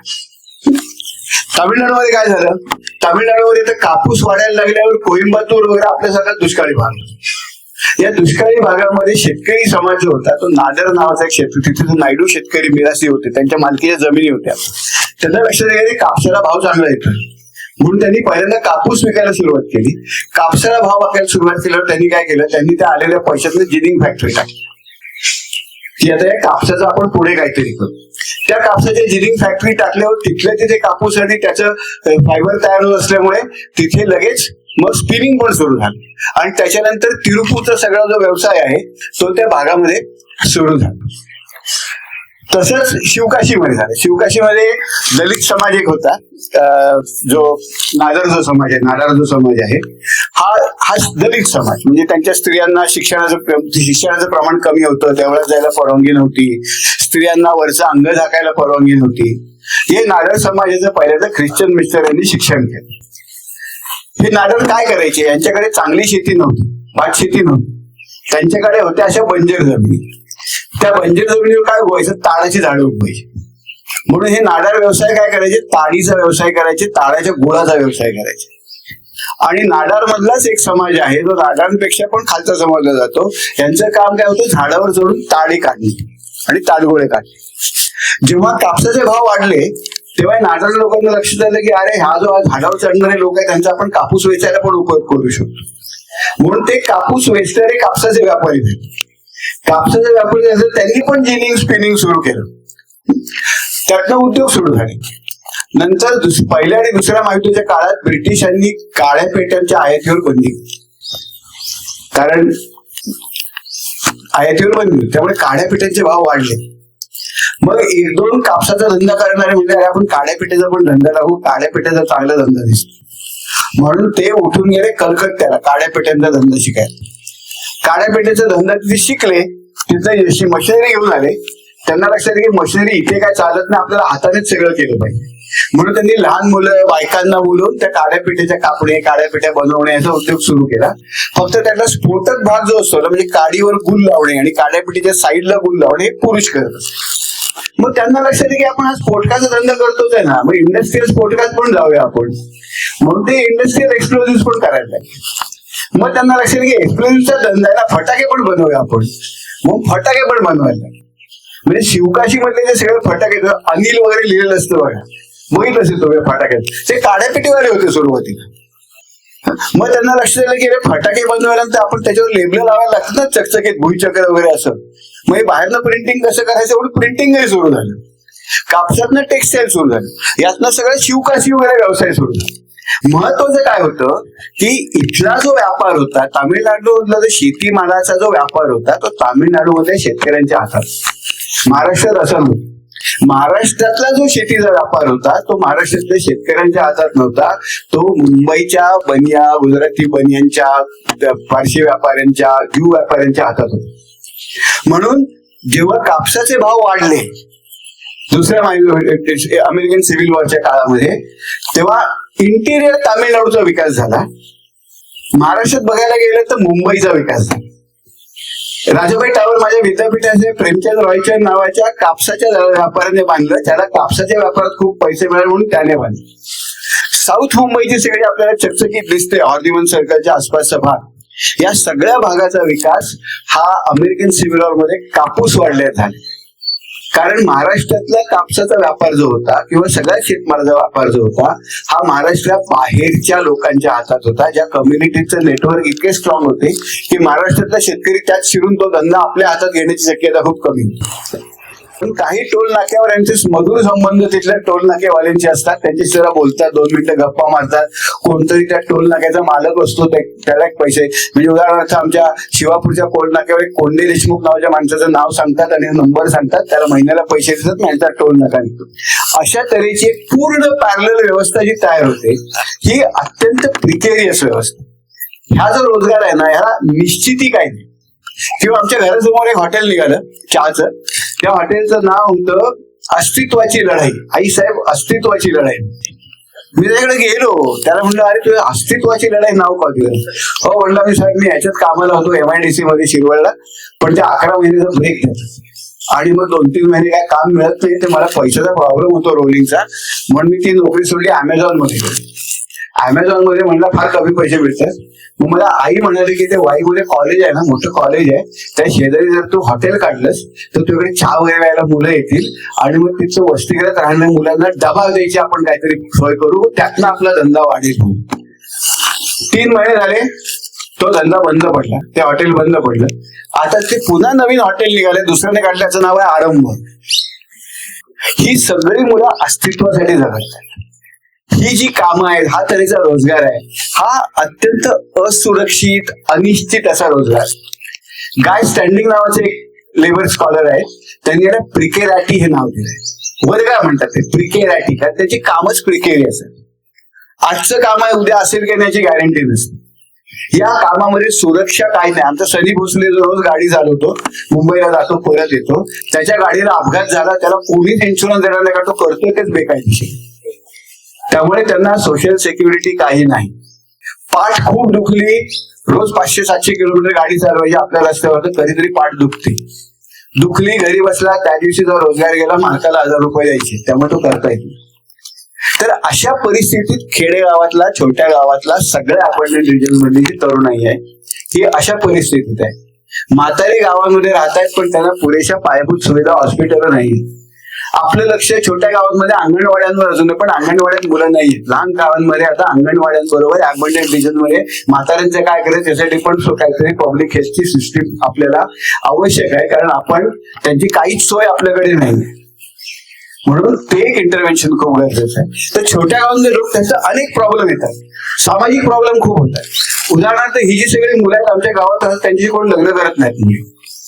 लग्न न होणे हा खूप मोठा प्रश्न, आणि हा फक्त मुलांच्या दृष्टीने प्रश्न आहे, मुलींच्या दृष्टीने हा प्रश्न नाहीये. कारण मुलांचं लग्न होत नाही ते ठीक आहे, पण त्या मुली सगळ्या, आम्ही इंजिनिअरिंग कॉलेज सगळं म्हटलं, सगळ्या मुली इंजिनियर झाल्या. त्यांना खेडेगावातल्या मुलांची, ज्यांना आर्थिक डायनेमिझम काय नाही, आर्थिक उत्पादन काय नाही, नोकरीची शाश्वती नाही, उद्या काय खायचा प्रश्न, त्यांची मुलींना नाही लग्न करायचं. त्यामुळे छोट्या गावांमध्ये लग्नच होत नाही, आणि लग्न होत नसल्यामुळे परत मुलांची जन्मदर कमी झालेला आहे. मी एक एक्सरसाइज म्हणून सगळ्या गावातल्या मुलांना विचारतो, माझ्या मित्रांना, तू किती लग्नाला गेलास 5 वर्षात? तो सांगतो 1, 2, 3. बारशांना किती गेलास? पुढलं आठवत नाही 5. कारण मुलं होत नाही छोट्या गावांमध्ये, कारण इतकी परिस्थिती वाईट आहे. आणि यातनं अजून प्रॉब्लेम होतो, म्हणजे छोट्या शेतकऱ्याचं कुटुंब असतं. समजा एक मराठा शेतकरी घेतलं, 4 एकर शेती आहे, त्याची 5 एकर शेती आहे. त्याच्या कुटुंबाच्या अंतर्गत एक श्रमविभाजनी असते, आणि ती खूप लिंगाधारित असते. म्हणजे बायकांनी काय काम करायचं, श्रमासाठी त्या बायकांची आवश्यकता असते. जेव्हा लग्न होत नाहीत ना, तेव्हा एक घरातली सगळी डिव्हिजन ऑफ लेबर कोलॅप्स होते. म्हणजे कोलॅप्स झाली की त्या सगळ्या कुटुंबाची आर्थिक व्हायबिलिटी कोलॅप्स होते. आणि हा प्रश्न माझ्या मुलांना खूप आहे. म्हणून आता काय करायला लागले मुलं, जिथनं सापडतील तिथनं मुली लग्न करून आणतात. झारखंड मधनं मुली महाराष्ट्र, सांगलीत येऊन लग्न करून राहतात. 3 केस माझ्याकडे आलेले आहेत, कार्यकर्त्यांकडे आलेले आहेत. 96 कोळी मराठ्यांनी लग्न मिळत नाही म्हणून अल्पवयीन कातकरी मुलींची लग्न केली. 14 वर्षाची मुलगी, 15 वर्षाची मुलगी. 96 कोळी कुटुंबातल्या, मराठा कुटुंबातलं वातावरण वेगळं असतं, आदिवासी कातकरी कुटुंबातलं वातावरण खूप वेगळं असतं. या मुली ऍडजस्ट नाही होत. मग ऍडजस्ट झालं नाही की त्यांच्यावर हिंसाचार होतो, मारहाण होते, डोमेस्टिक व्हायलन्स होतो. मग या सगळ्या केसेस यायला लागतात. त्यामुळे अबंडंट रिजनचा भाग हा नुसता आर्थिक धोरणाचा नाही, त्याने आमच्या अबंडंट रिजनवर खूप जास्त गंभीर सामाजिक आणि आर्थिक परिणाम होत आहे. आणि सगळ्यात जास्त मोठा परिणाम मला काय दिसतो, आज माझ्या गावामध्ये लाखो मुलाची आहे, लाखो, की जी संभाजी महाराजांना अटक झाल्यानंतर 40 दिवस त्यांचे हालहाल केले. ही मुलं 40 दिवस अनवाणी फिरतात, एक वेळचं जेवतात, त्यांना ते बलिदान मास म्हणतात. हे कोण आहेत? हे सगळे शिवप्रतिष्ठा हिंदुस्थान या भिडे गुरुजींच्या संघटनेचे लोक आहेत. हे काय करतात माहितीये? वर्षातनं त्यांची आता दुर्गा दौड निघते. दुर्गा दौड म्हणजे लाखोच्या संख्येने, 2 वर्षापूर्वी लाखोच्या संख्येने मुलं काय करतात, एक किल्ला चढतात, आमचा रायरेश्वर चढतात, तिकडनं खाली जोर खोऱ्यात उतरतात. जोर खोऱ्यामध्ये सगळे माती खातात. का खातात? कारण छत्रपतींचा पदस्पर्श झालेली माती आपण खाल्ली पाहिजे. आणि तिकडनं परत महाबळेश्वर चढतात. गेल्या वर्षी 2 मुलं गेली त्याच्यात, एक जण पडून गेला, एक जण थंडीने गेला. लाखो मुलं असतात, काहीही स्थानिक व्यवस्थांमध्ये खर्च करत नाही, काही नाही, जातात. आणि मग शेवटी त्यांना मुख्यमंत्री, कलेक्टर, SP, स्थानिक MLA वगैरे सगळे त्यांना रिसीव्ह करतात आणि भाषण करतात. हे का होतंय? आणि मग ह्या मुलांचं जे असतं त्यांच्या प्रार्थना असतात, श्लोक असतात. शिवप्रतिष्ठा हिंदुस्थानचे श्लोक वेबसाईटवर उपलब्ध आहेत. दर 2 श्लोकांमागे तिसरी लाईन, सगळे म्लेच्छ मारून टाकू, सगळे अहिंदू नष्ट करू, असं सगळं असतं. एक विष त्यांच्या डोक्यात घातलेलं. हे का होतंय माहितीये का? कारण ही जी मुलं आहेत, या मुलांना रोजगार नाही, त्यांना सामाजिक स्थान काहीच उरलेलं नाही, त्यांना कोणीही विचारत नाही. आणि कोणीही विचारत नसणं ही गोष्ट तरुण मुलांसाठी खूप लागणारी असते. कारण प्रत्येकाला आयुष्यात स्वतःचा सिग्निफिकन्स हवा असतो, कोणी काही असो. एक क्वेस्ट फॉर सिग्निफिकन्स, मी कोणतरी आहे, माझं महत्व काहीतरी आहे, हे देणारी यंत्रणा लोकांनी हे खूप शोधत असतात. आणि या मुलांची रेग्युलर जीवन इतकं वाईट असतं की त्यातनं त्यांना ते मिळत नाही. मग त्यांना हे देणारं कोणतरी लागतं. त्यांना काय लागतं? एक नॅरेटिव्ह लागतं की तू हे करतोयस ना, हे पुण्याचं काम आहे. हे पुण्याचं काम काय? अरे संभाजी महाराजांनी आपला हिंदू धर्म राखण्यासाठी स्वतःचे हालहाल करून घेतले, आपण नाही महिनाभर करू शकत. हे पुण्याचं काम होतं मुलांच्या दृष्टीत. त्याला एक मॉरल व्हॅल्यू होती. आणि मॉरल व्हॅल्यू काय ते काढताना नॅरेटिव्ह दिलं जातं संभाजी महाराजांचं, हिंदुत्वाचं. आणि मग ते नॅरेटिव्ह देणारे खूप लोक असतात ना, म्हणजे नॅरेटिव्ह मिळतं, एक नेटवर्क मिळतं, कारण लाखो लोक असतात त्याच्यात. मग त्याच्यामध्ये तुम्हाला ते महत्व द्यायला लागतात. एक समूह मिळतो, एक कम्युनिटी मिळते. आणि मग ही सगळी कम्युनिटी जी आहे ही कन्स्ट्रक्टिव्ह काम काहीही करत नाही. हे काम हे द्वेष पसरण्याचं, विष पसरवण्याचं, अशा तऱ्हेचे काम होतं. आमच्या गावामध्ये 200 गणपती मंडळ, 200 ते काय करतात, डॉल्बी घेऊन येतात गेले काही वर्ष. आणि आमच्या गावामध्ये हॉस्पिटल आहे, गोटवडेकर हॉस्पिटल चौकात आहे. त्या हॉस्पिटलचा ICU म्हणजे आधी त्यात कुत्री झोपलेली असतात, इतका तो बेकार ICU आहे. म्हणजे काहीच तिथे नाही. म्हणजे तिथे मध्ये एक डॉक्टर होते, ते एक पोळ म्हणून डॉक्टर होते, ते एक प्रसिद्ध डॉक्टर होते, अॅनेस्थेसिस्ट होते ते म्हणे. आणि मग ते लोकांना फार प्रेम त्यांचं, लोकांची त्यांचं वगैरे. अचानक एक दिवस त्यांना पोलिसांनी अटक केली. अहो, त्यांनी 7 नर्सेसचा खून करून पुढून त्याच्यावर नारळाची झाडं लावली होती. त्या माणसाकडे काय सर्टिफिकेट वगैरे काहीच नव्हते. ती केस चालू आहे, संतोष पोळ म्हणून. अशी आमच्याकडे ऑलरेडी मेडिकल कंडिशन. तर ते जे हॉस्पिटल आहे त्या हॉस्पिटलच्या समोर चौक आहे, ते 4 डॉल्बी लागतात. आणि त्या 4 डॉल्बी इतक्या जोरात वाजतात की त्या ICU मध्ये सलाईनच्या बाटल्याच्या हलताना बघितल्या, इतक्या जोरात त्या काचा थरथरतात, हे हलतात. प्रेग्नंट बाई मला कसं म्हणाल्या की गेल्या वर्षी प्रेग्नंट म्हणल्या, डॉल्बी जेव्हा मिरवणूक जात होती तेव्हा मी घरात बाथरूम मध्ये स्वतःला बंद करून घेतलं होतं, इतका मला त्रास होता.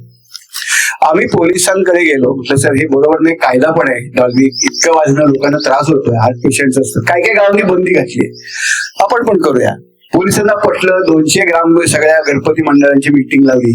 डॉल्बी बंद करणार म्हणल्यावर खूप अग्रेसिव्ह झाले सगळे. आमच्या धर्मावर तुम्ही, कसं धर्माचा डॉल्बीचा काहीही संबंध नाही, आमच्या धर्मावर तुम्ही घाला घालतात वगैरे. पोलीस फर्म राहिले. पहिले 3 दिवस जी आली ती डॉल्बी जप्त केली. 4थ्या दिवशी आमच्या पालकमंत्र्यांनी पोलिसांना फोन केला की डॉल्बी मुलांना वाजवले. आमचे पालकमंत्री हे कॅबिनेट मिनिस्टर आहेत, उपमुख्यमंत्र्यांचे उजवे हात आहेत, खूप पॉवरफुल मंत्री आहेत. त्यांना 200, 100, 150, 200 तरुणांच्या ती काय एवढी निकड भासत असेल. जेव्हा मी विचार केला की त्या त्यांना त्याची गरज नाही 200 मतांची, पण त्या मुलांना व्हॅलिडेशन देणे की माझ्यासाठी आमदार मंत्री फोन करतात पोलिसांना आणि ही व्यवस्था माझ्यासाठी, आमच्यासाठी वाकवू शकतो आम्ही, ही त्या मुलांची त्यांच्या इतर जीवनातल्या हतबलतेतनं तयार झालेली गरज आहे. आणि ही गरज ऍड्रेस होत नाहीये, हाच मार्ग. म्हणून ही सिस्टम अशा तऱ्हेने वागते. म्हणून आपल्याला जे सगळीकडे जातीयता, धार्मिकता दिसते, मला वाटतं त्याच्या मागे अशा तऱ्हेची ही अबंडंट रिजन्सची जी अर्थव्यवस्था आहे, किंवा छोट्या गावांमध्ये तरी त्याचा एक खूप मोठा रोल आहे. आणि म्हणून कन्स्ट्रक्टिव्ह काम मुलांना काय देता येईल गावांमध्ये, याचा आम्ही सातत्याने विचार करत असतो की त्याला त्याचाच सिग्निफिकन्स, त्याचंच स्वतःचं मूल्य जर अधिक चांगलं आहे, पर्यावरणाच्या चळवळीतनं मिळालं, अंधश्रद्धेच्या चळवळीतनं मिळालं, मुलांना शिकवण्याच्या चळवळीतनं मिळालं. आम्ही एक मोफत वाचनालय सुरू केलेलं आहे वाईला, त्यात 5,000 पुस्तकं आहेत, तशी प्रोग्रेसिव्ह सगळ्या तऱ्हेची आहेत, पण प्रोग्रेसिव्ह थोडं विचार करायला लावणारी पुस्तकं जास्त आहेत. त्याचं म्हणावं तेव्हा कुणी कॉलेजच्या कडेला असं रस्त्याच्या बाजूला ती कपाट आहेत, चहा मिळतो तिथे, वडापाव मिळतो, कुणी येऊन बसावं, कॉलेजचीच मुलं तिथे येऊन बसतात डबा खायला वगैरे. त्यातनं कोणीतरी मला लक्षात घे ती पण इतिहासाचीच पुस्तकं जास्त वाचतात, कारण भविष्य जेव्हा नसतं तेव्हा इतिहासाकडेच बघणं आपल्याला जास्त आकर्षक वाटतं. कारण भविष्य नसलं की इतिहास आवडतो. इतिहासाचं काय असतं, तो परत येणार नसतो ना. भविष्य हे समोर असतं, आणि ते समोर भविष्य असल्यामुळे मग त्याच्याशी डील जर करता येत नसेल रिअलिस्टिकली, तर मग आपल्याला भूतकाळात छान वाटतं. आणि म्हणून भूतकाळात रमणे. आमच्याकडे तरुण मुलं भाषण आहे, हिस्ट्री टॉक्स. मग छत्रपतींची सागरी मोहीम याच्यावर कोणतरी असंच गावातलाच कोणतरी येऊन त्यांना काहीतरी सांगतो, पण त्यात इतिहासापेक्षा मायथॉलॉजी जास्त असते आणि भावनिक चार्जिंग खूप जास्त असतं. ही सगळ्या व्यवस्थेची गरज आहे. भिडेंसारखे लोक, ही व्यवस्थेची गरज आहे, इथल्या राजकारणाची गरज आहे. कारण गावांमध्ये होत काहीच नाही. छोटी आमची जी गाव आहे, या गावांमध्ये उत्पादक सोर्सेस काहीच उरलेले नाही. जे काय उरलेलं आहे ते प्रोजेक्ट्स आहेत. म्हणजे आता नगरपालिका आमची मुलांना काय करू शकते, प्रकल्प आणू शकते. आणि प्रकल्प आणायचं म्हणजे काय, ते कन्स्ट्रक्शनचे प्रकल्प असतात, रस्ता बांध, नदीचं सौंदर्यीकरण कर, काही कारण नसतात. मग ही कामं निघतात, कारण स्थानिक व्यवस्था चालवायची कशी ना. आता निवडणूक जर लढायची असेल, आमच्या गावात आता नगरपालिकेच्या निवडणुका झाल्या, आमच्या छोट्या गावात माझ्यासमोर जे हॉटेल आहे जिथे माझी लायब्ररी चालते, त्या हॉटेलमधल्या एका खोलीमधनं नगरपालिकेच्या एका नगराध्यक्ष उमेदवाराने 2 कोटी रुपये वाटले. छोट्या वाई गाव आहेत जिथे वडापाव 10 रुपयाचा 11 रुपयाला गेला तर कोणी विकत घेत नाही. आमच्या सनी भोसलेची जी गाडी जाते 500 रुपये, तो कित्येक वर्ष 500 रुपयाच्या वर 1 रुपया लावू शकत नाही. त्याला रस्त्यावर लोक घासाघीस करतात, 300 रुपयात सोड, 200 रुपयात सोड. अशा छोट्या गावामध्ये 2 कोटी रुपये त्या एका हॉटेलमध्ये एका उमेदवाराने वाटले. त्या हॉटेलच्या मालकाने मला सांगितलं, तो मित्र आहे, तो म्हणला मला परिस्थितीमुळे जे आवडत नाही ते करायला लागेल. हे जे पैसे फिरतात, पाचगणी नगरपालिकेमध्ये तर परिस्थिती अजून वाईट आहे. तिथे मतदार कमी आहेत, त्यामुळे प्रत्येकाचा रेट 25,000 रुपये एका मताचा. आता हे केल्याशिवाय निवडणुका जिंकता येत नाहीत. बरं, हे जिंकल्यावर स्वतःच्या खिशातनं पैसे खर्च केले, मग स्वतःच्या खिशातनं पैसे खर्च केले असतील तर ते रिकव्हर करायला लागतात. मग रिकव्हर कसे केले जातात, तर विकासाच्या नावाखाली प्रोजेक्ट काढले जातात. विकासाच्या नावाखाली प्रकल्प, म्हणजे रस्ते. आमच्या घरासमोरचा रस्ता अत्यंत सुंदर होता, तो पूर्णपणे अनावश्यकरित्या खोदलेला आहे. खोदण्याचे पैसे आले म्हणून तो खोदलेला आहे, तो परत बांधण्याचे पैसे अजून आलेले नाहीत. आणि ते कामगार म्हणते, कॉन्ट्रॅक्टर म्हणतात की आम्ही पैसे आल्याशिवाय पुढचं काम करणार नाही, कारण त्यांना माहिती आहे सगळी सिस्टम काय आहे. त्यामुळे तो रस्ता आता कित्येक दिवस तसाच आहे. पण ही जी आपण ग्रामीण रचना आपली करून ठेवली आहे आणि त्यातलं जे राजकारण केलेलं आहे, हे सगळं राजकारण आणि राजकारणाचे खूप भयावह परिणाम आपल्या ग्रामीण भागांमध्ये होतात. तर याच्यासाठी करायचं काय, याच्यासाठी आपल्याला एक वेगळा विचार करायला लागेल. मी छोटासा एक स्लाइटली हे करून सांगतो की हे छोट्या गावांचं वय आहे. आता सरकार काय म्हणतं, छोट्या गावांचा विकास कसा करायचा, गडचिरोलीचा विकास कसा होणार, आणि आमच्या पसरणीचा विकास कसा होणार. तर आपण गेलाय तिथे एक रस्ता वाहतूक, म्हणजे वाहतूक सोयीस्कर होईल आणि विकास होईल. म्हणजे पंतप्रधानांचं वाक्य घेतो मी, ते म्हणतात की when a network of good roads is created, the economy of the region picks up pace. म्हणजे रस्ते बांधले की तिथला विकास होतो. पण पॉल क्रुगमन नावाचा एक नोबेल प्राइज मिळालेला अर्थतज्ञ, तो म्हणतो की होतं ते याच्या एक्झॅक्टली उलट होतं. उलट काय होतं की समजा आता आपण परभणी मधलं एक गाव घेऊ, त्या परभणी मधल्या गावाला काय कनेक्टिव्हिटी नाहीये, मग तिथे लागणाऱ्या ज्या छोट्या मोठ्या वस्तू आहेत त्या आसपास तयार होतात परभणी. पण हा परभणी जेव्हा मुंबईला जोडली जाते, आणि मुंबईला खूप मोठ्या प्रमाणात ऍग्लोमरेशन असतं आणि प्रोडक्टिव्हिटी असते. तर मुंबईतल्या वस्तू मुंबईत निर्माण करून परभणीला विकणं आता रस्ता असल्यामुळे अधिक सोपं पडतं आणि त्यामुळे परभणीतले ते धंदे बंद पडतात. जसं आमच्या झाडू बांबूचं झालं इथे, पॉल क्रुगमन तसं म्हणण्यासाठी त्याला नोबेल प्राइज मिळालं. आम्ही महाराष्ट्रासाठी करून बघितलं हे टेक्नॉलॉजी आणि बघितलं की रस्ते जेव्हा बांधले जातात, जेव्हा एखाद्या ठिकाणचा वाहतूक खर्च कमी होतो तेव्हा कुठल्या भागांना फायदा होतो? त्यांचे डार्क असे पांढऱ्या ह्याच्यात काढलेले आहेत ना, ते भाग आहेत ज्यांना तिथला ट्रान्सपोर्ट खर्च कमी झाल्यामुळे फायदा होतो आणि पिवळ्यामध्ये जे आहेत, हिरव्यामध्ये जे आहेत त्यांचं ऍक्च्युली नुकसान होतं. म्हणजे आपल्याला असं दिसतंय की ट्रान्सपोर्ट कॉस्ट कमी झाला, फायदा कुणाला होतोय? पुण्याच्या मुंबईच्या आसपास होतोय, पुण्याच्या आसपास होतोय, नागपूरच्या एका छोट्या 8-10 पिनकोडला होतोय, पण बाकी सगळा महाराष्ट्र तो हिरवा आणि पिवळाच आहे. म्हणजे बाकी सगळ्या भागातला वाहतूक खर्च जेव्हा कमी होतो तेव्हा तिथलं मॅन्युफॅक्चरिंग वस्तू होतं ना, मॅन्युफॅक्चरिंग रोजगार देतो, त्यामुळे तिथली मॅन्युफॅक्चरिंग डेन्सिटी कमी होते. त्यामुळे रस्ते बांधणे हा मार्ग विकासाचा नाही. रस्ते बांधले की प्रांतिक विषमता वाढेल. महाराष्ट्र या सगळ्या सिस्टमचा फायदा होईल, कारण मुंबईतलं ऍग्लोमरेशन खूप वाढेल आणि महाराष्ट्राचं उत्पादन वाढेल. पण महाराष्ट्राच्या अंतर्गत प्रांतिक विषमतेचा जो प्रश्न आहे, अबंडंट रिजनचा जो प्रश्न आहे, तो महाराष्ट्रातला उलट अधिक गंभीर होईल असं ही आकडेवारी आणि खूप सॉफिस्टिकेटेड इकॉनॉमेट्रिक्स त्याच्या मागे, अगदी कटिंग एज इकॉनॉमेट्रिक्स आहे हे मी सांगू शकतो. यातनं हे आपल्याला स्पष्ट दिसतं. मग काय करायला पाहिजे? आमचं म्हणणं आहे की 3 गोष्टी, वेगळ्या गोष्टीकडे पाहिजे. एक तर महाराष्ट्रामधच्या बाहेरचे जे प्रांतिक भाग आहेत, जे अबंडंट रिजन आहेत, या अबंडंट रिजन मध्ये पहिल्यांदा होतं काय की इथे गरीब भाग असतात, तिथले पुढाऱ्यांना पण काय आवाज नसतो फारसा, कारण ते गरीब भागातले पुढारी असतात. गरीब भागातले पुढारी असतात आणि त्या गरीब भागातले पुढाऱ्यांचं कोण विचारत नाही. बरं, या भागामध्ये होतं काय की आता आमच्या वाईमध्ये सरकारी हॉस्पिटलची परिस्थिती एवढी वाईट आहे की मला जर काय झालं तर मी पुण्याला मध्ये ऍडमिट होतो, वाईला कधीच ऍडमिट होतो. आमच्या गावातला एकही माणूस ज्याची काहीतरी पत आहे, जो काहीतरी इन्फ्लुअन्स करू शकतो धोरणांना, आपल्या मुलांना जिल्हा परिषद शाळेत पाठवत नाही, इंग्लिश मिडियम शाळेत पाठवतो. त्यामुळे ही जी एलिट फ्लाईट आहे सगळ्या सिस्टम मधनं, सार्वजनिक व्यवस्थेमधनं, जी सार्वजनिक व्यवस्था ज्या काहीतरी प्रभाव पाडू शकतात धोरणांवर, ते लोक ते वापरतच नाहीयेत. आणि त्यामुळे या सगळ्या ग्रामीण भागातल्या सार्वजनिक व्यवस्थेला वाली काही नाहीये. आमचं म्हणणं एवढंच आहे, ठीक आहे तुम्ही आमच्या छोट्या गावांसाठी काही करू शकत नसलात ना, 2 गोष्टी करा. माझ्या गावातला एखाद्या रिक्षेवाल्याचा मुलगा असेल, रिक्षावाला म्हणजे की ठीक आहे माझं काय जायचं तर आलं, मी रिक्षावाला आहे, पण माझं मुल जर गावच्या जिल्हा परिषद शाळेत शिकलं तर त्याला असं उत्तम शिक्षण मिळेल की तो आयुष्यात मग कुठे जाऊन काही करू शकेल. ही एक अपेक्षा आहे. दुसरी अपेक्षा अशी आहे की बाबा माझी रिक्षा पलटी झाली, मला काहीतरी झालं, किंवा माझी आई जर आजारी पडली, तिला काही गंभीर आजार झाला, तर तिला व्यवस्थित स्वस्त ट्रीटमेंट करून देणारी व्यवस्था माझ्या घराजवळ आहे आणि ज्याचा मला फार खिशातनं फटका बसू नये. तिसरी गोष्ट, माझ्या गावात रस्त्यावर दिवे हवेत, गावातला रस्ता नीट हवा, सांडपाण्याची व्यवस्था नीट हवी, घरात नळ हवा, या बेसिक गोष्टी व्हाव्या. आम्ही एक अभ्यास केला, भारत सरकारचं एक mission, ministry of rural development आहे आणि पंचायती राज, ते दर 3-4 वर्षाने भारतातल्या प्रत्येक खेडेगावात पायाभूत सुविधा काय त्याची आकडेवारी गोळा करते.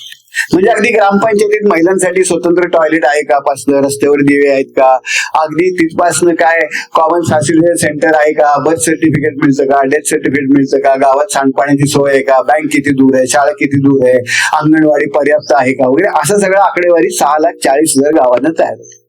फिजिकल अवेलेबिलिटी, त्याचं युटिलायझेशन क्वालिटीचा प्रश्नच नाही, ती वाईटच असते, पण किमान फिजिकल अवेलेबिलिटीचं काय, हे जर मी बघितलं, महाराष्ट्राचं चित्र बघितलं, तर हे एकूण या सगळा इन्फ्रास्ट्रक्चर एकत्र घेऊन त्याचा एक इंडेक्स बनवला, म्हणजे हेल्थ इन्फ्रास्ट्रक्चर आहे, फिजिकल इन्फ्रास्ट्रक्चर, एज्युकेशन इन्फ्रास्ट्रक्चर आहे, तर आपल्याला तो लाल भाग जो सगळा दिसतो आहे तो अत्यंत कमी अवेलेबिलिटीचा आहे. म्हणजे ते सगळे क्लस्टर आहेत, कमी अवेलेबिलिटी असते. आणि आपल्याला दिसतं की आपण पूर्व विदर्भामध्ये, पश्चिम पूर्व, आपण इथे आलो, हे एज्युकेशनल ठीक आहे, हे हेल्थ डेप्रिव्हेशन आहे. म्हणजे पीएचसी किती लांब आहे, सीएचसी किती लांब आहे, अंगणवाडी आहे की नाही पर्याप्त, या बेसिक, अगदी बेसिक क्वालिटी विषयी बोलतच नाही मी, किमान अवेलेबिलिटी आहे की नाही. तर याची परिस्थिती आपल्याला इथे वाईट दिसते, इन्फ्रास्ट्रक्चरची परिस्थिती आपल्याला वाईट दिसते. म्हणजे काय, पहिल्यांदा एकतर या पायाभूत सुविधांमध्ये गुंतवणूक होणं आवश्यक आहे आणि ते करायची मानसिकता पाहिजे. म्हणजे आम्ही ही सगळी आकडेवारी घेतली आणि त्याच्यामध्ये महाराष्ट्राच्या पातळी जेव्हा बघितलं तेव्हा महाराष्ट्राचा नंबर देशातला 27वा इन्फ्रास्ट्रक्चर मध्ये. बिहार युपी मध्ये पण आपल्या पुढे जातो. आणि आम्ही त्याचा डॅशबोर्ड बनवला. तो डॅशबोर्ड काय बनवला? ओके, भारतातलं सर्वात मागास राज्य कुठलं? अरुणाचल. त्याच्यामध्ये गेल्यानंतर सगळ्यात मागास जिल्हा कुठला? हा. त्याच्यामध्ये गेल्यानंतर सगळ्यात मागास तालुका कुठला? हा. त्याच्यामध्ये सगळ्यात मागास गाव कुठलं? हे. आणि तिथे एक्झॅक्टली काय अडचण आहे असं सगळं त्या डॅशबोर्डवर येतं. आमची संकल्पना अशी होती की हे जिल्हा डिस्ट्रिक्ट प्लॅनिंगला वापरतील. कारण डिस्ट्रिक्ट प्लॅनिंगला कसं होतं की त्या पालकमंत्री असतात, अध्यक्ष डिस्ट्रिक्ट प्लॅनिंग कमिटीचे, आणि ते पैसे नॉर्मली जिथे मतदार आहे, जिथे त्यांचे राजकीय हित आहे तिथे पैसे जातात. छोट्या गावांचं काय होत नाही. त्यामुळे आमची अपेक्षा अशी होती की ही आकडेवारी जर कलेक्टरकडे असेल कुठल्याही जिल्ह्याची, बाबा माझ्यातला सर्वात प्रॉब्लेमॅटिक तालुका हा आहे, त्या तालुक्यात हे गाव आहे, या गावात सगळ्यात खरंच अडचण आहे आणि इथे कामं आपली झाली पाहिजेत. मग आमचं म्हणणं होतं की तुम्हाला जे काय राजकारण करायचं करा, पण हे ठेवा आणि यातनं काहीतरी थोडी तो ऑब्जेक्टिव्हिटी येईल ना तुम्हाला. पहिल्यांदा मी हे लिहिलं आणि माझे काही IAS ऑफिसर मित्रांना पाठवलं. ते म्हटलं नाही, तू हे लिहिलंयस, महाराष्ट्र 27वा येतो, पण हे कुठल्या तरी जर्नलमध्ये छापून आल्याशिवाय मान्य करणार. ठीक आहे, मी एका जर्नलला पाठवलं, त्यांनी ते स्वीकारलं EPWB. मग ते IAS ऑफिसर मला म्हणले, हा आता तू म्हणतोयस काहीतरी तथ्य आहे, तू असं कर, तू प्लॅनिंग सेक्रेटरीला भेट आणि रुरल डेव्हलपमेंट सेक्रेटरीला भेट, त्यांना दाखव. मी गेलो. Planning secretary, rural development secretary दोघं बसले. मी प्रेझेंटेशन दाखवत सुरुवात केली. सुरुवातीला त्यांना जाम इंटरेस्ट होतो, आकडेवारी आणि ते चित्र वगैरे, ते एकदम एक्साइट होतं. पण महाराष्ट्र 27ला थांबलो. हो, हे छापून आलाय का कुठे? म्हणलं नाही, येणार आहे. नाही, थांबवा. म्हणलं का रे बाबा, थांबू का? नाही म्हणजे लोक आम्हाला विचारतील ना आता निवडणूक आहे असं काय म्हणून. अहो म्हणलं, जेव्हा मी छापून आलं नव्हतं, तुम्हाला दाखवलं तुम्ही म्हणलं छापून आल्याशिवाय विश्वास ठेवणार नाही, असं छापून यायचं. नंतर मग ते म्हणले आम्ही जरा थोडा विचार करतो याच्यावर. नंतर मला 1500 सांगितलं की नाही, तो डेटा बरोबर नाही, म्हणून आम्ही डेटा बरोबर भरत नाही. तसं काही नाही, अंगणवाडीच्या बायका हा डेटा भरतात गावोगावी. मी अरुणाचलमध्ये, तामिळनाडूमध्ये, कर्नाटकमध्ये, उत्तर लोकांना, सातारा जिल्ह्यामध्ये, महाराष्ट्रात लोकांना समोर बसवून आकडेवारी दाखवून क्रॉस चेक पण केलेलं आहे. आणि त्यातनं जी आकडेवारी अशी घेतली आम्ही की जी खोटी भरता येत नाही. म्हणजे गावात नेटवर्क आहे का नाही, हो का नाही, असंच आहे ना, अशाच तऱ्हेची आम्ही घेतली आहे. जी नाही, जी क्रॉस चेक करता येईल. म्हणजे अशी माणसं मी शोधून काढली की जे ग्रामपंचायतीवर RTI वगैरे टाकून केस करतात, त्यांनाही दाखवून विचारलं की बाबा हे बरोबर आहे की नाही. तर ते महाराष्ट्र सरकारला ऍक्च्युअली ही इच्छाशक्ती IAS ऑफिसर्सच्या लेवलला नाही. मग अशी मी जे म्हणालो की आदिवासी विकास विभाग आदिवासी विकासाच्या कर्मचाऱ्यांसाठी काम करतो, आदिवासी लोकांसाठी करत नाही. तसंच बहुतेक सगळ्या विभागांचं आता असं झालंय की सेक्रेटरी वगैरे जे आहेत. आणि तिथे मी अजून एक मोठी गंमत बघितली की सेक्रेटरी असतात आणि त्यांच्याकडे सगळी यंत्रणा असतात. म्हणजे डेप्युटी सेक्रेटरी असतात, डेस्क ऑफिसर असतात, आणि एक कन्सल्टंट नावाची प्रजा महाराष्ट्र सरकारने आता खूप पोचलेली आहे. ते कन्सल्टंट म्हणजे एकदम मजेशीर प्रकार असतो तो. म्हणजे मला आठवतं, मी जेव्हा आदिवासी विकासावर काम करत होतो तेव्हा आमच्याकडे अनेक मुलं ही जवळजवळ 3-4 वर्ष पेसावर वगैरे काम करत होती. त्यांना कामं दिली होती पेसाची आणि त्यांना चांगली समज होती. नंतर ती आमची संस्था मी सोडल्यावर एका कन्सल्टंट कंपनीकडे गेली, तुम्ही चालवायचं. त्या मुलांना मला सांगितलं, सर त्यांनी आमची मीटिंग लावली, तुम्ही काय काय करणार म्हणून. मग मला म्हणलं प्रेझेंटेशन करायला सांग.